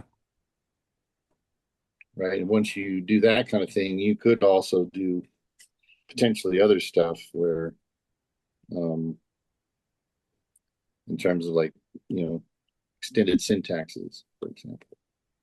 Um, Yeah, I guess the question there is how much mileage do you get out of modifying BASIC given Sinclair BASIC's lightning fast speed? well, that goes back to the early discussion. You're offloading all the drawing stuff Yeah. to an external hardware that can do it Yeah. much faster, Okay. and that creates the motivation to say, okay, yeah, if I can add all of these high color, high res stuff, and all it does is make it even slower. Well, no, I'm not going to do that. Because you'd have to always program machine code, which you could do. But if your base, to me, a really useful thing would be make the basic faster. And yeah, if you're offloading all the drawing to an external video generator, but then it's compatible with ULAplus in terms of how you direct it through the basic, for example, or at least in capability, right? Maybe I alter the basic slightly so that, yeah, I can give larger color values or something. Maybe that's not that hard, right? Okay. Yeah. I just go in there and say, well, when it checks the value for a valid value, now it's probably going to be a lot more complicated than that because those are all obviously packed into a byte with particular bits, so there may be a bit more involved. But I'm thinking that, David will remember, and you were probably there too, with some other early discussions of offloading the math as another Mm-hmm. element, right? Mm-hmm. So if between those, if you offload the math and the video stuff, I think, how much speed could you pick up? Plus, if you dispense with the regular drawing and math routines, how much more ROM do you pick up to add in some other things that you might need? Certainly if I have to go do something, I'm going to need a few bytes here and there. So the more of that I can get rid of to make room for this other code, that will be great. Yeah. Then the only question is how much backward compatibility do you want with this particular BASIC? And if you're willing to say we don't care, then everything becomes a lot easier. Well, I mean, what would be practical? I mean, most, it's very just like I could invoke, well, it's very compatible with Sinclair Basic, you know, in terms of the 2068, right? Oh, it's very compatible in terms of Basic. But most things went outside of Basic and were instantly incompatible. So I could see how we could make the Basic part backwards compatible to a Basic program.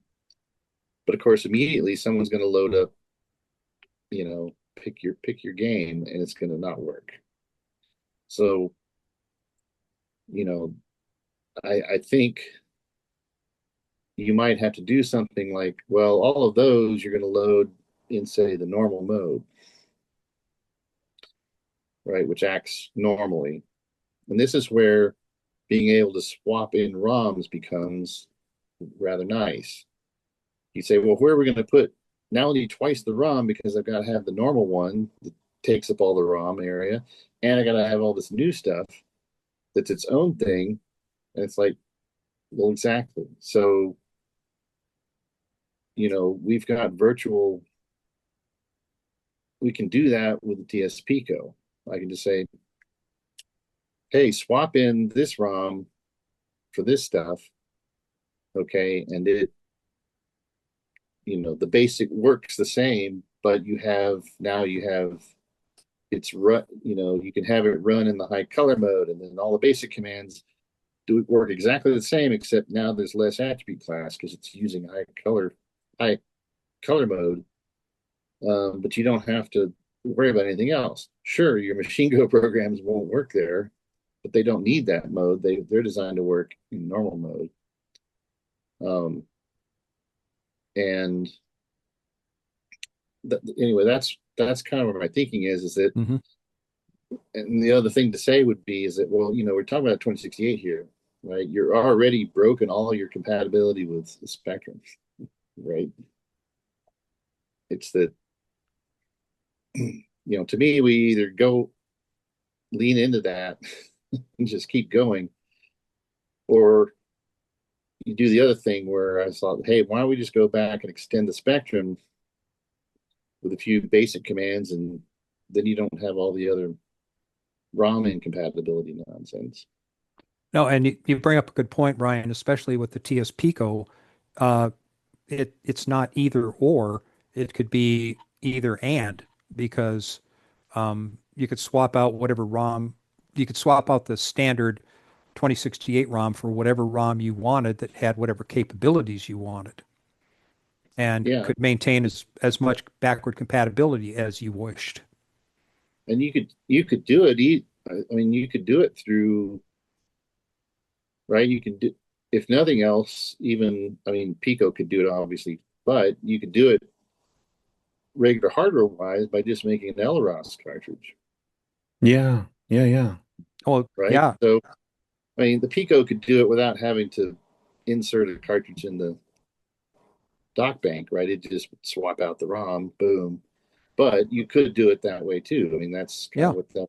But you're instead of inserting a Spectrum ROM card, you're inserting this modified ROM card. So you could do it on real hardware that way. Yeah.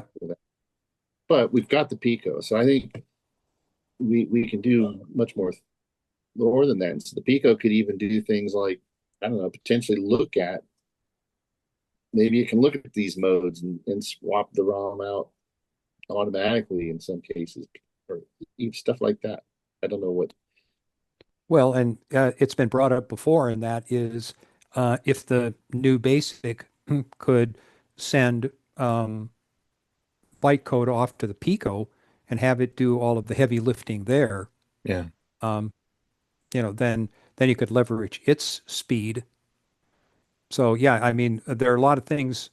There are a lot of ways that we could speed things up and give more capability to the 2068 fairly straightforwardly.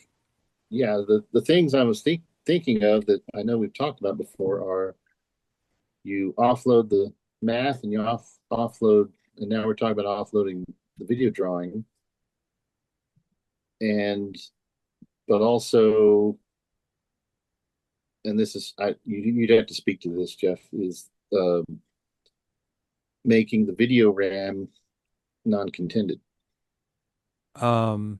If you just want it to sit in the TS-Pico or the TS-Video, yeah, trivial, absolutely. You mean the contention? Well, there are two issues with contention. The first is the TS-Pico could be modified in such a way that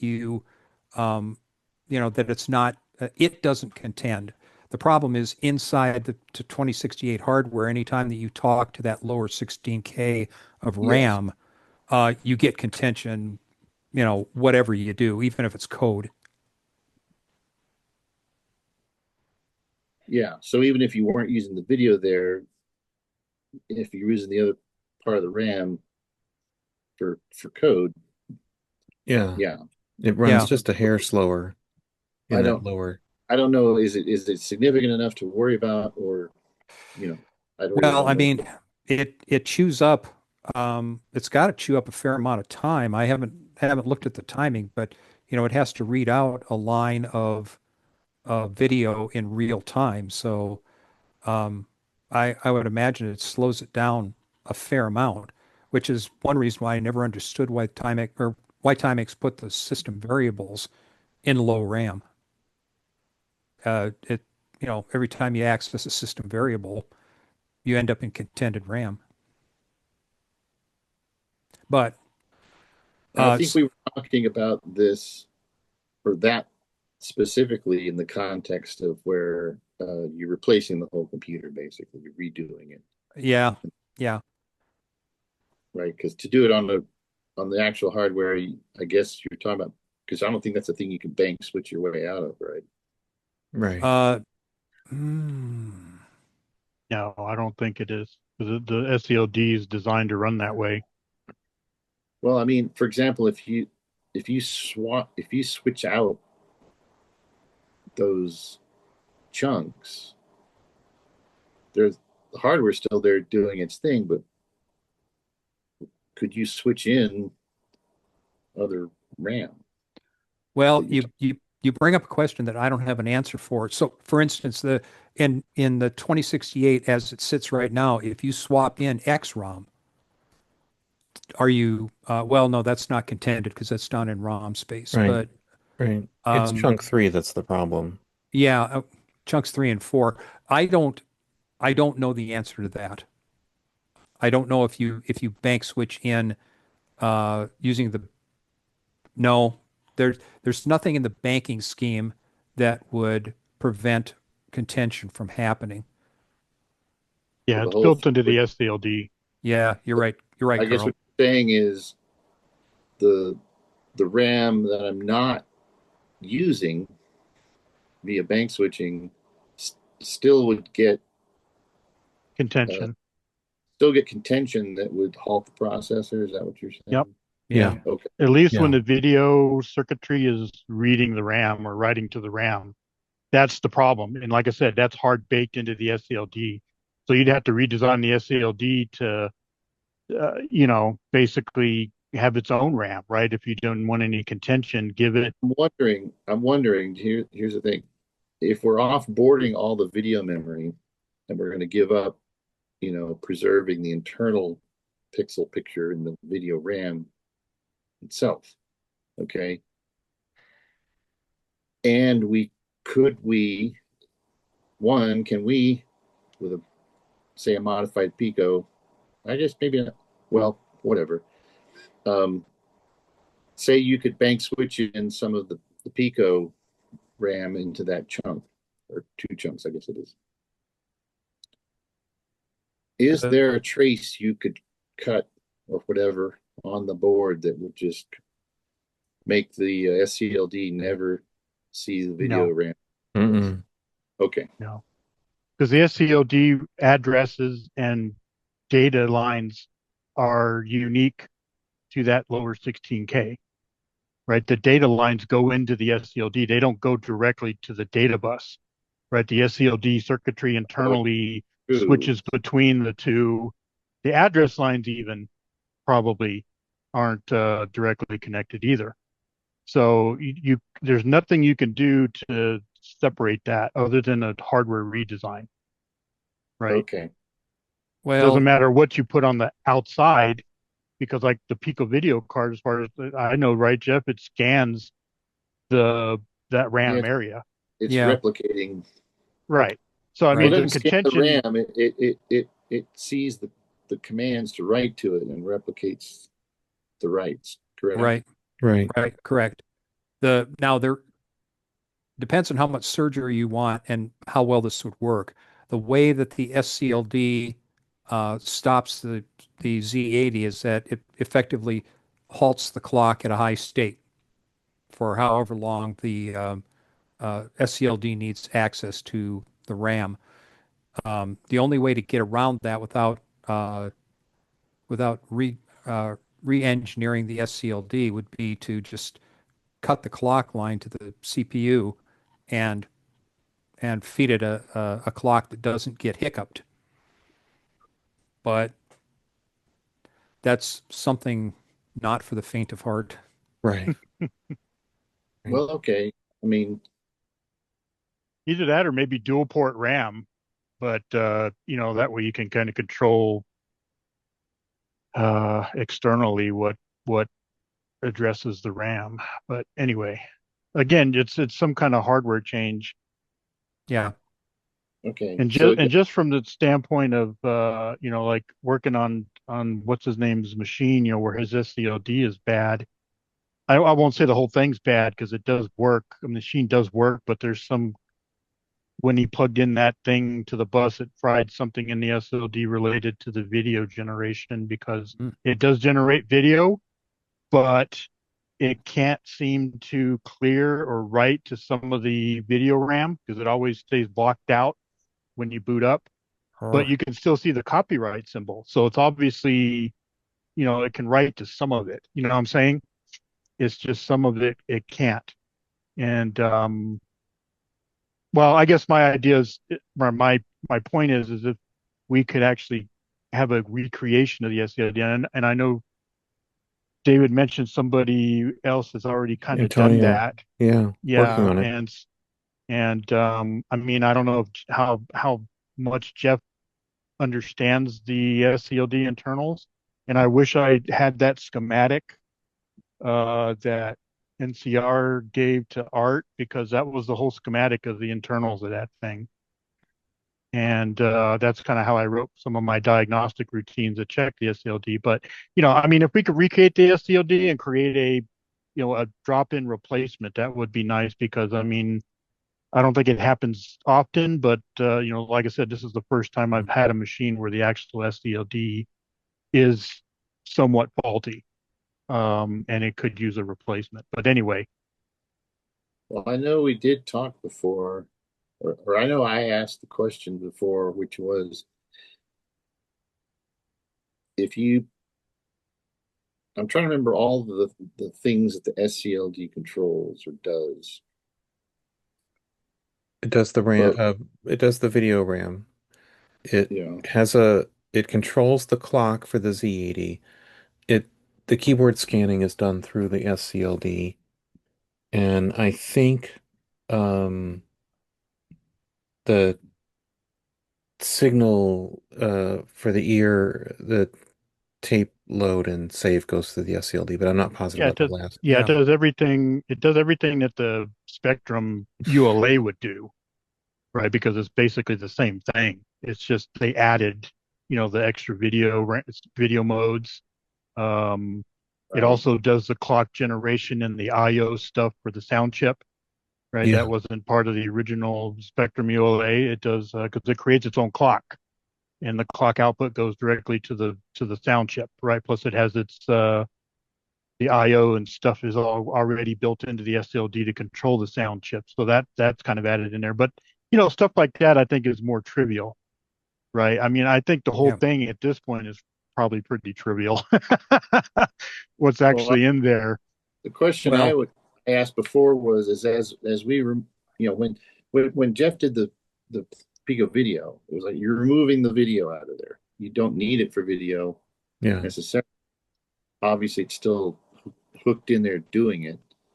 Um, but the thought that I had back then was, well, as you remove the jobs of the SCLD, how hard would it be to just get rid of all of its jobs?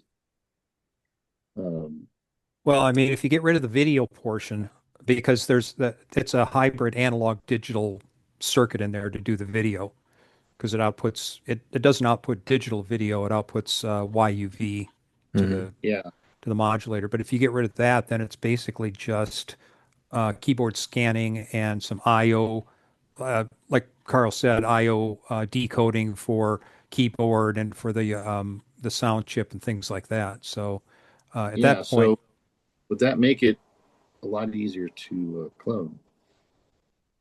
um, yeah, it would. It would also eliminate the contention issue. For sure. Yeah. I'm thinking like, you have this alternate replacement, the one that you could have that it's for a fully functional one, um, like Carl's talking about. Um, but then we have this other one that basically just modifies it.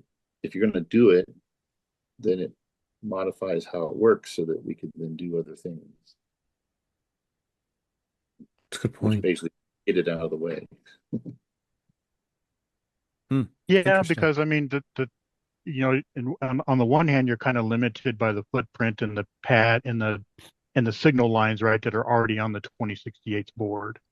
So I mean, if you had a replacement and it wasn't just a chip, right, it was actually a chip on a board that had extra circuitry, right? Say like it had its own video RAM on board, or maybe it has the whole RAM for the whole system, right? You don't even use the dynamic RAM anymore, right?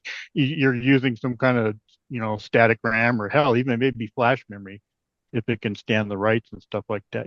That's kind of what I'm thinking is if you wanted to expand the SCLD, well, then it would have to be on its own kind of carrier board that you would plug into the 2068 board. But then again, at that point, you might just consider making a whole new board that we Yeah. don't have to Well, plug into. Well, that's what I was originally thinking is, well, I guess Jeff, back that was basically in the 2068E idea was like, hey, if you redo it, could you make some changes like that so that you don't have contention and we can do these other things with the ROM, right? Well, and all of my designs I'm using, with the exception of PicoVideo, but I'm using dual port static RAM in the FPGAs, so that's not an issue. But to get to your point, Carl, then the question is, could a 2350 properly programmed do all of that?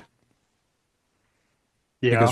Because right now all the PicoVideo is basically a 2350 with a VGA DAC on board, um, and the necessary level shifters. So, Yeah, that's kind of the other thing is, I mean, in order to maintain backward compatibility, I don't know if the board needs to be that full size, but obviously you have the cartridge port, right? That's a physical location.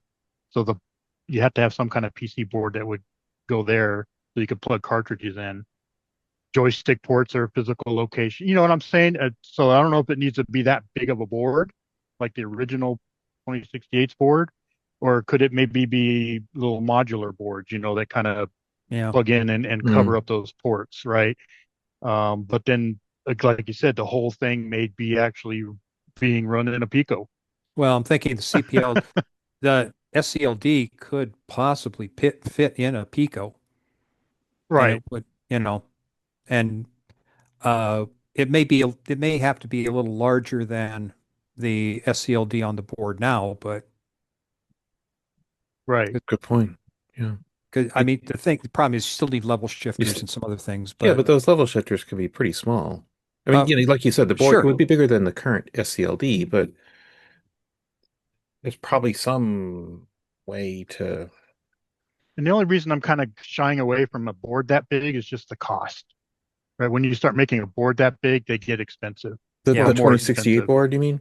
Yeah. The full Yeah. size? Just look at the 2060 board. That's a big board, Well, real estate wise. But Carl, I have, I honestly, I don't remember how much I paid for it, but um, I bought a replacement Atari 800 XL board from, somebody on the Atari Age forums.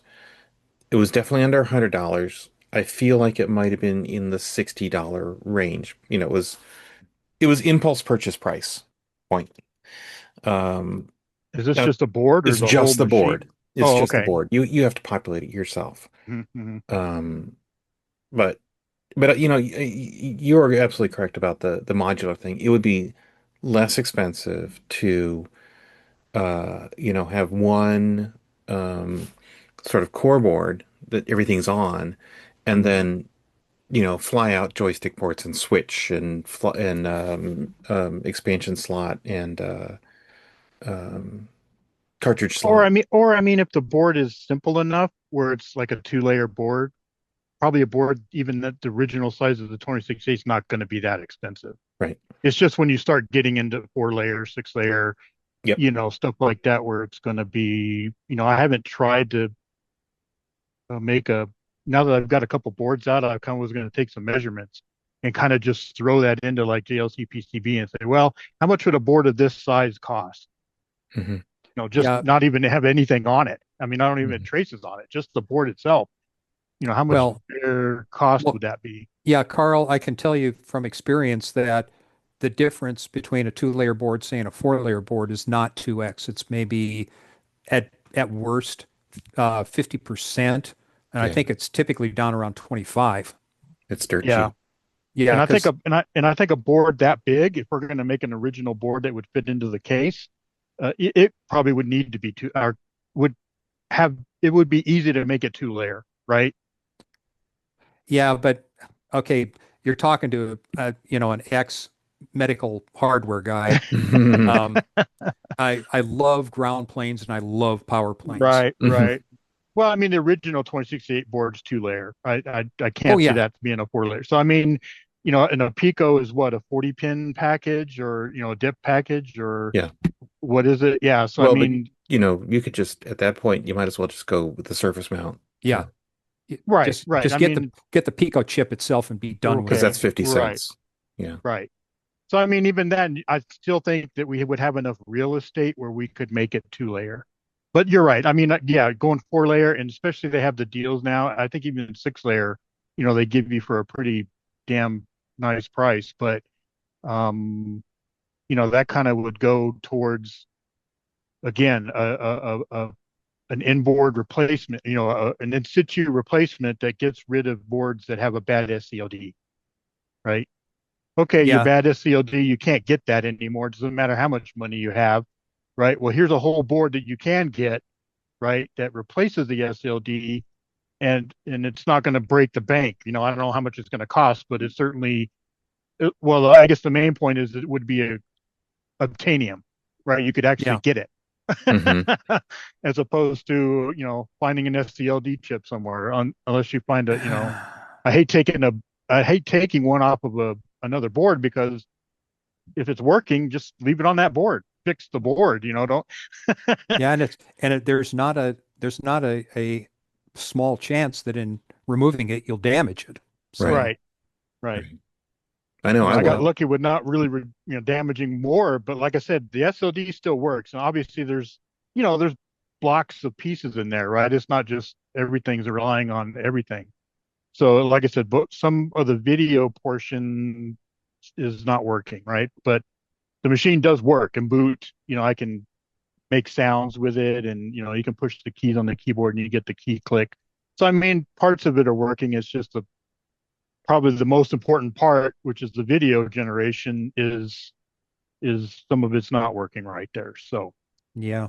I Yeah. guess the major question, Carl, is what are we trying to do? If you're trying to, keep old cases populated, yeah, that's a viable option. On the other hand, if you're trying to keep the old hardware working, then replacement SCLD is the way to go. Um,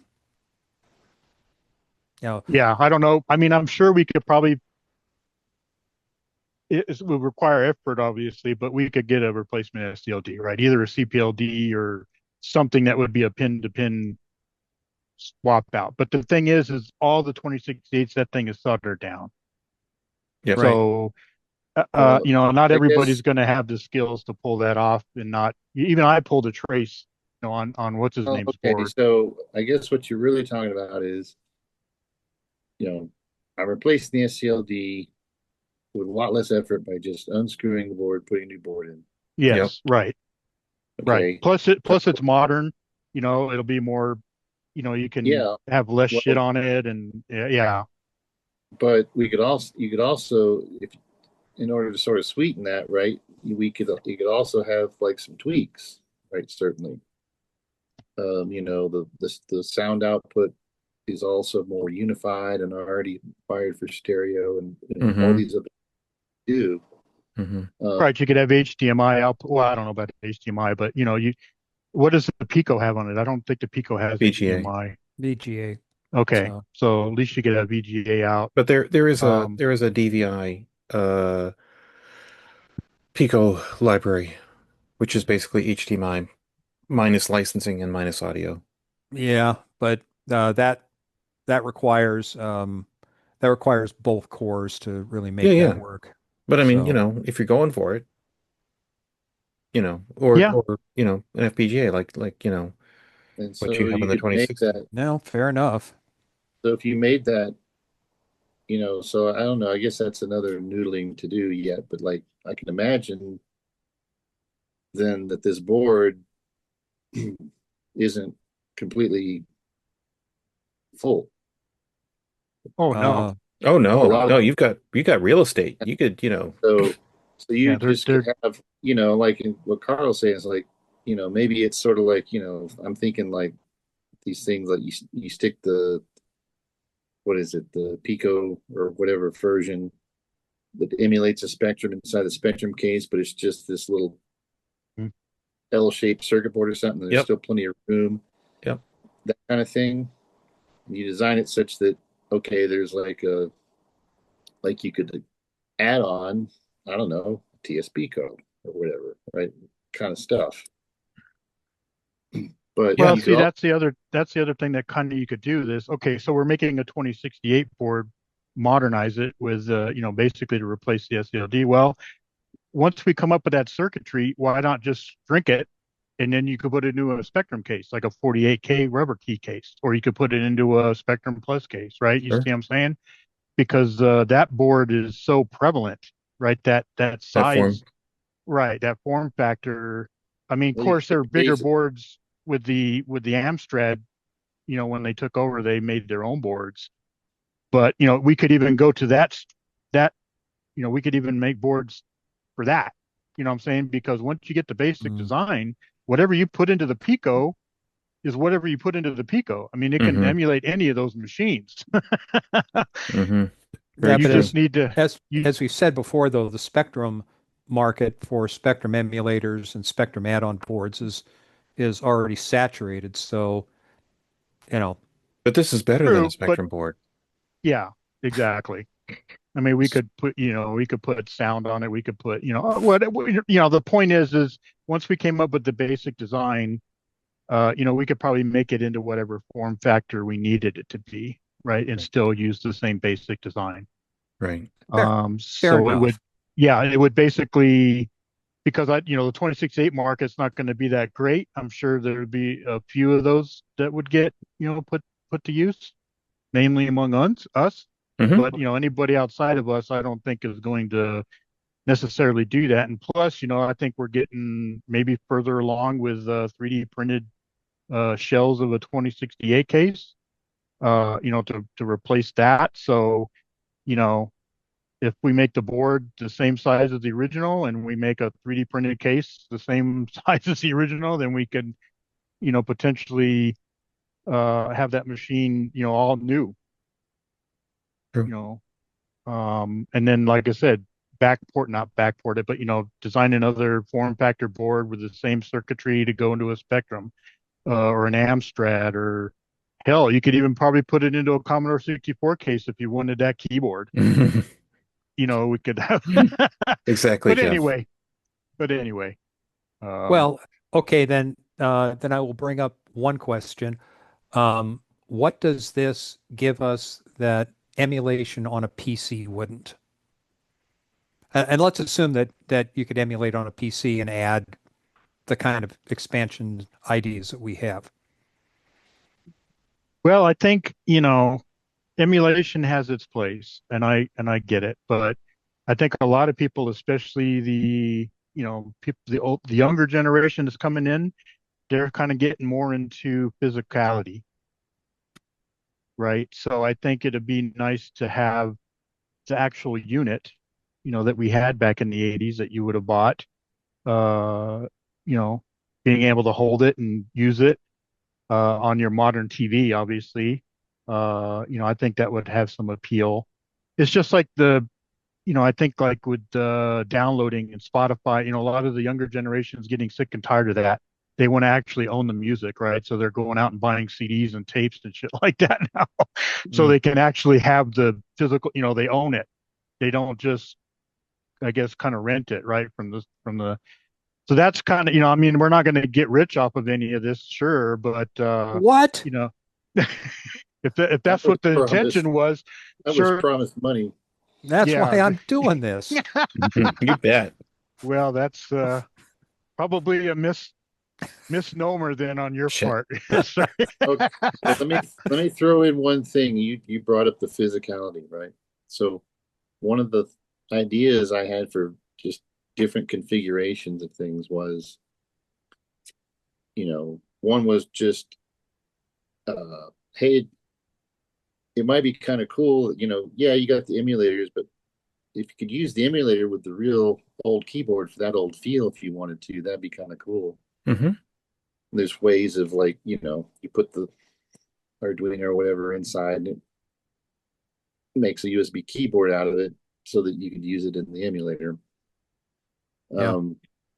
And a variation of that I thought was like, well, gee, as long as it's made, since a Raspberry Pi sometimes can be pretty small, I guess as long as it's not a ZX81 or something, you could probably just put the Raspberry Pi inside the old case and it'd be kind of funny, and then wire up the keyboard to be for the emulator, but then it would just be my Raspberry Pi inside the vintage computer, but I'd have that running to my HDMI monitor, and it'd have USB plugs, and I'd plug in my regular keyboard, but it'd just be coming out of my retro box, right?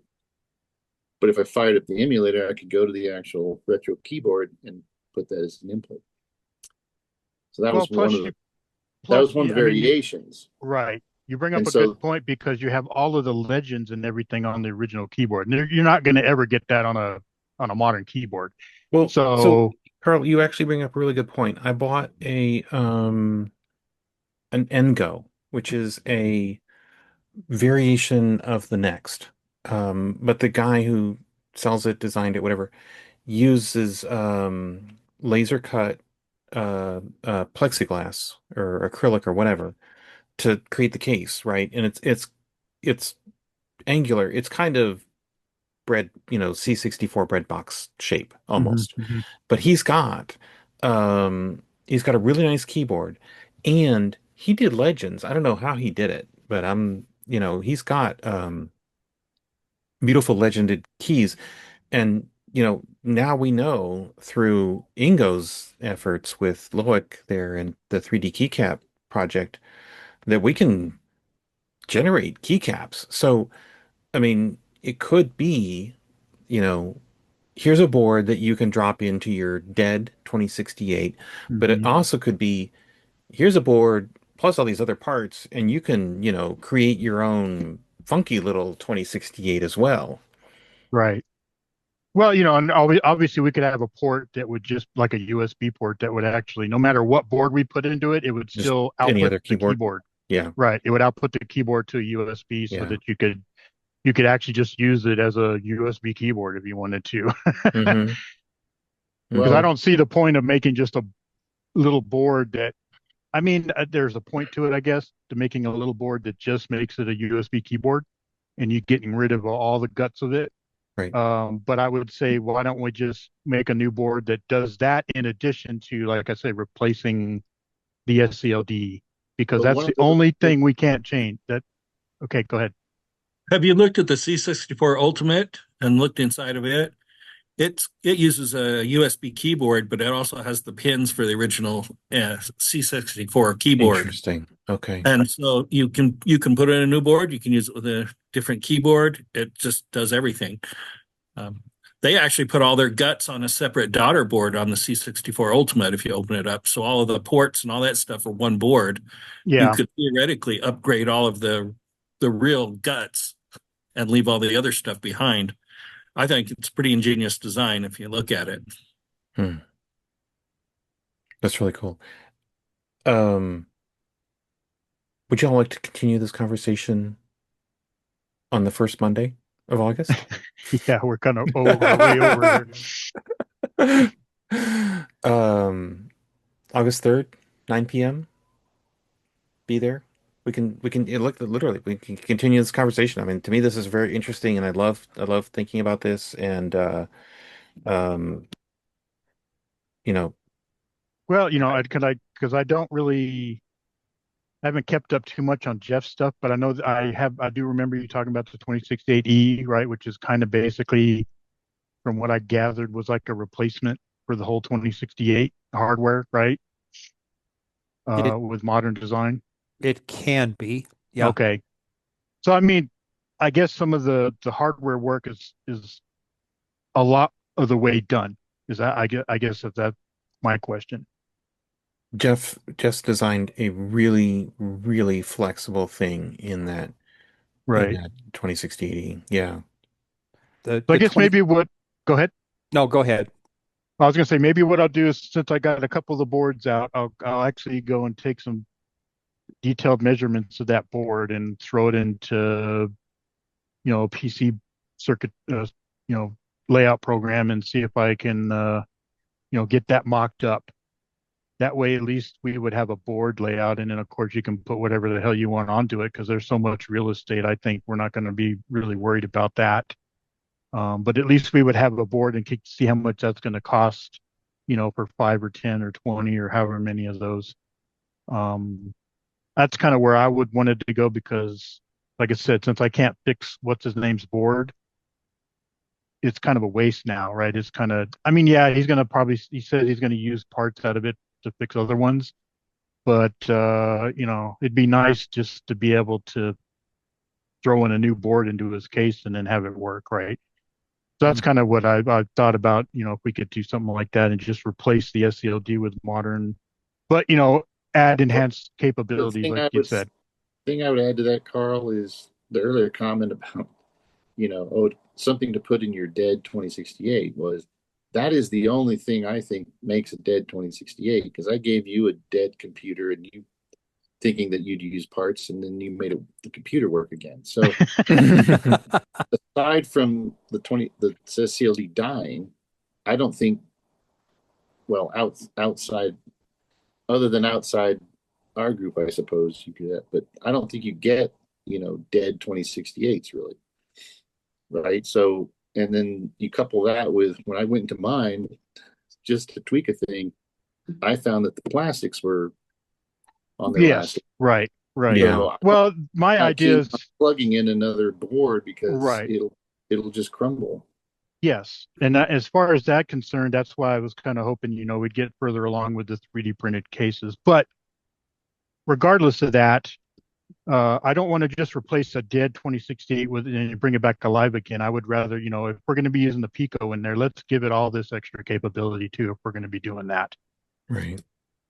Let's make it into much more than what it originally was, even though you're putting a board into the old case. And I don't know, that where we can pick up that discussion is, are we talking about just taking the 2060 idea and integrating it into this? Basically, right? That you would just it's possible, yeah. That way you don't need a 2060 expansion, right? It would all kind of be inside the unit itself.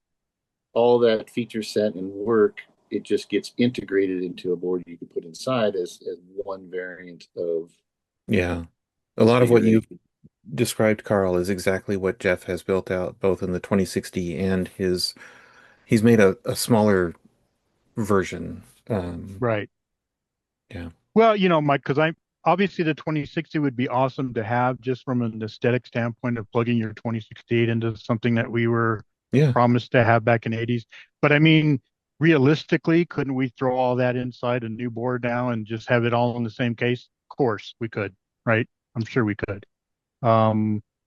So like I said, does it make what is the I mean, I would love to get a 2060 eventually, but I think if we kind of combine the engineering there and get all that inside, I think that would just make the 2068 more valuable in and of itself, right? Without having any kind of expansion on it at all. Yeah. Well, David, I know you want to get out of here soon, but the short answer to you, Carl, is the 2060 was designed as a peripheral board to the 2068. However, it was also designed so that it could be a standalone, and there would be a relatively simple series of modifications to the board that would allow it to plug into a 2068 case. Yeah. Yeah. Jeff's been ahead of us the entire time. He's just been waiting for us to catch up. Well, obviously you get rid of the expansion bus or ports, right? You wouldn't need No. Jeff's got it. He's got the expansion bus. And you couldn't put that into a 2068. There'd be no place to plug in the cards. Oh, no. I have the standard edge connector. It doesn't have the vertical slots on it. Right. So from the outside, it would look like a 2068. Okay. Sort of, kind of. And so it kind of, somebody mentioned, just design a whole new system. And that's kind of what this would be, right? Because you could throw whatever ROMs you wanted into the Pico. So it could be a Spectrum if you wanted it to be. It could be, I mean, you'd have to write the ROM for it, but it could be a 128. And, that's the other kind of thing. Maybe we can make it into a Spectrum 128K, Well, right? it has as its core, it has an FPGA. That's where Right. that's where all the work gets done, Hmm. really. And I kind of jokingly will say to Jeff every once in a while, so you can turn it into an Apple II, and that's not it's not Right. inaccurate. You Right. could turn it into an Yeah, Apple you could II. you could turn it into a ZX81, Yeah, exactly. Yeah, if you yeah. wanted to. So Like that's kind of the other thing is, like I said, once we get the board design, at least you have a case and a keyboard to use it with. yeah, yeah, And then you have a complete system, kind of like the old days where, everything was in a bread bin or yeah, in that form factor, right? yeah. Because I know HP, we just came out with I don't know, what the hell do we call it? The keyboard PC, but it's Ah, just basically a laptop keyboard, or a standalone keyboard, but they put the whole PC into it again. yeah, yeah. Kind of like back in the old days, and it's very thin, and I guess you can throw a battery in it, whatever. But we're kind of getting back there, Mm-hmm. you Mm-hmm. know, instead of having this box off to the side that runs everything. And so let's just anyway, yeah, I know we're Yeah. kind of getting way on, but anyway, it's good discussion, I guess. It's No, something we this is can, great. This is fantastic. Yeah, I mean, like I said, Jeff is ahead of us. He's just been sort of, I think, waiting for us to catch up in terms of ideas. Seriously, because, he his design is super, super flexible. And, probably being a little modest here, but it would not be difficult to take what he's done for the 2060, rejigger it physically to add, joystick ports, to even put the cartridge port in, because the cartridge port is just a variation of the edge connector, hmm hmm physically. The hardest part would be sourcing cartridge port connectors. I mean, I happen to have like 15 or something, but beyond that, we'd have to do some digging. Are those an oddball size? It's a weird thing, yeah. It's the right angle plus the key is built in. I mean, the key is not a huge issue, but Plus, that would be for people who wanted to plug it in because you would have the virtual you'd have feature. exactly, Ryan. You'd have virtual cartridge because you'd have the Pico built in. Yeah, Yeah. all that stuff. Well, I guess what I'll do is over the week here is I'll see if I can get a pretty detailed mock-up of the original 2068 board. There may be something somewhere in one of the technical documents about that anyway. And then I can forward that to Jeff and say, well, here's your real estate that you have to work with. Here's the port locations and all that kind of stuff. And then, maybe he can look at it and cram all his hardware into that space. Um, Board that size, you can land a C-130 on it. so Yeah, yeah, exactly. yeah. So, Carl, I'll do you one better. I have a bare 2068 board, and I will scan it. I'll scan the physical board because I have a giant scanner too. yeah, I do too, but I don't have a bare 2068 board. So Yeah, I have. you're ahead of me on that. Yeah, Yeah, the thing that would be needed would be the mechanical, well, the dimensions yeah, and the Mhm. positions of all of the mounting holes and things. Right. yeah. I Exactly. can do that. I can scan that for y'all. Okay. Yeah. Cool. Well, send All that right, to me as gentlemen. well so I can throw it into the PCB thing too. Absolutely. Anyway, Absolutely. Yep. I'll get it to you this week. I'll send it cool. out to the list this week. Cool. All right, gentlemen. Go do something else. All right. Hey, Stu,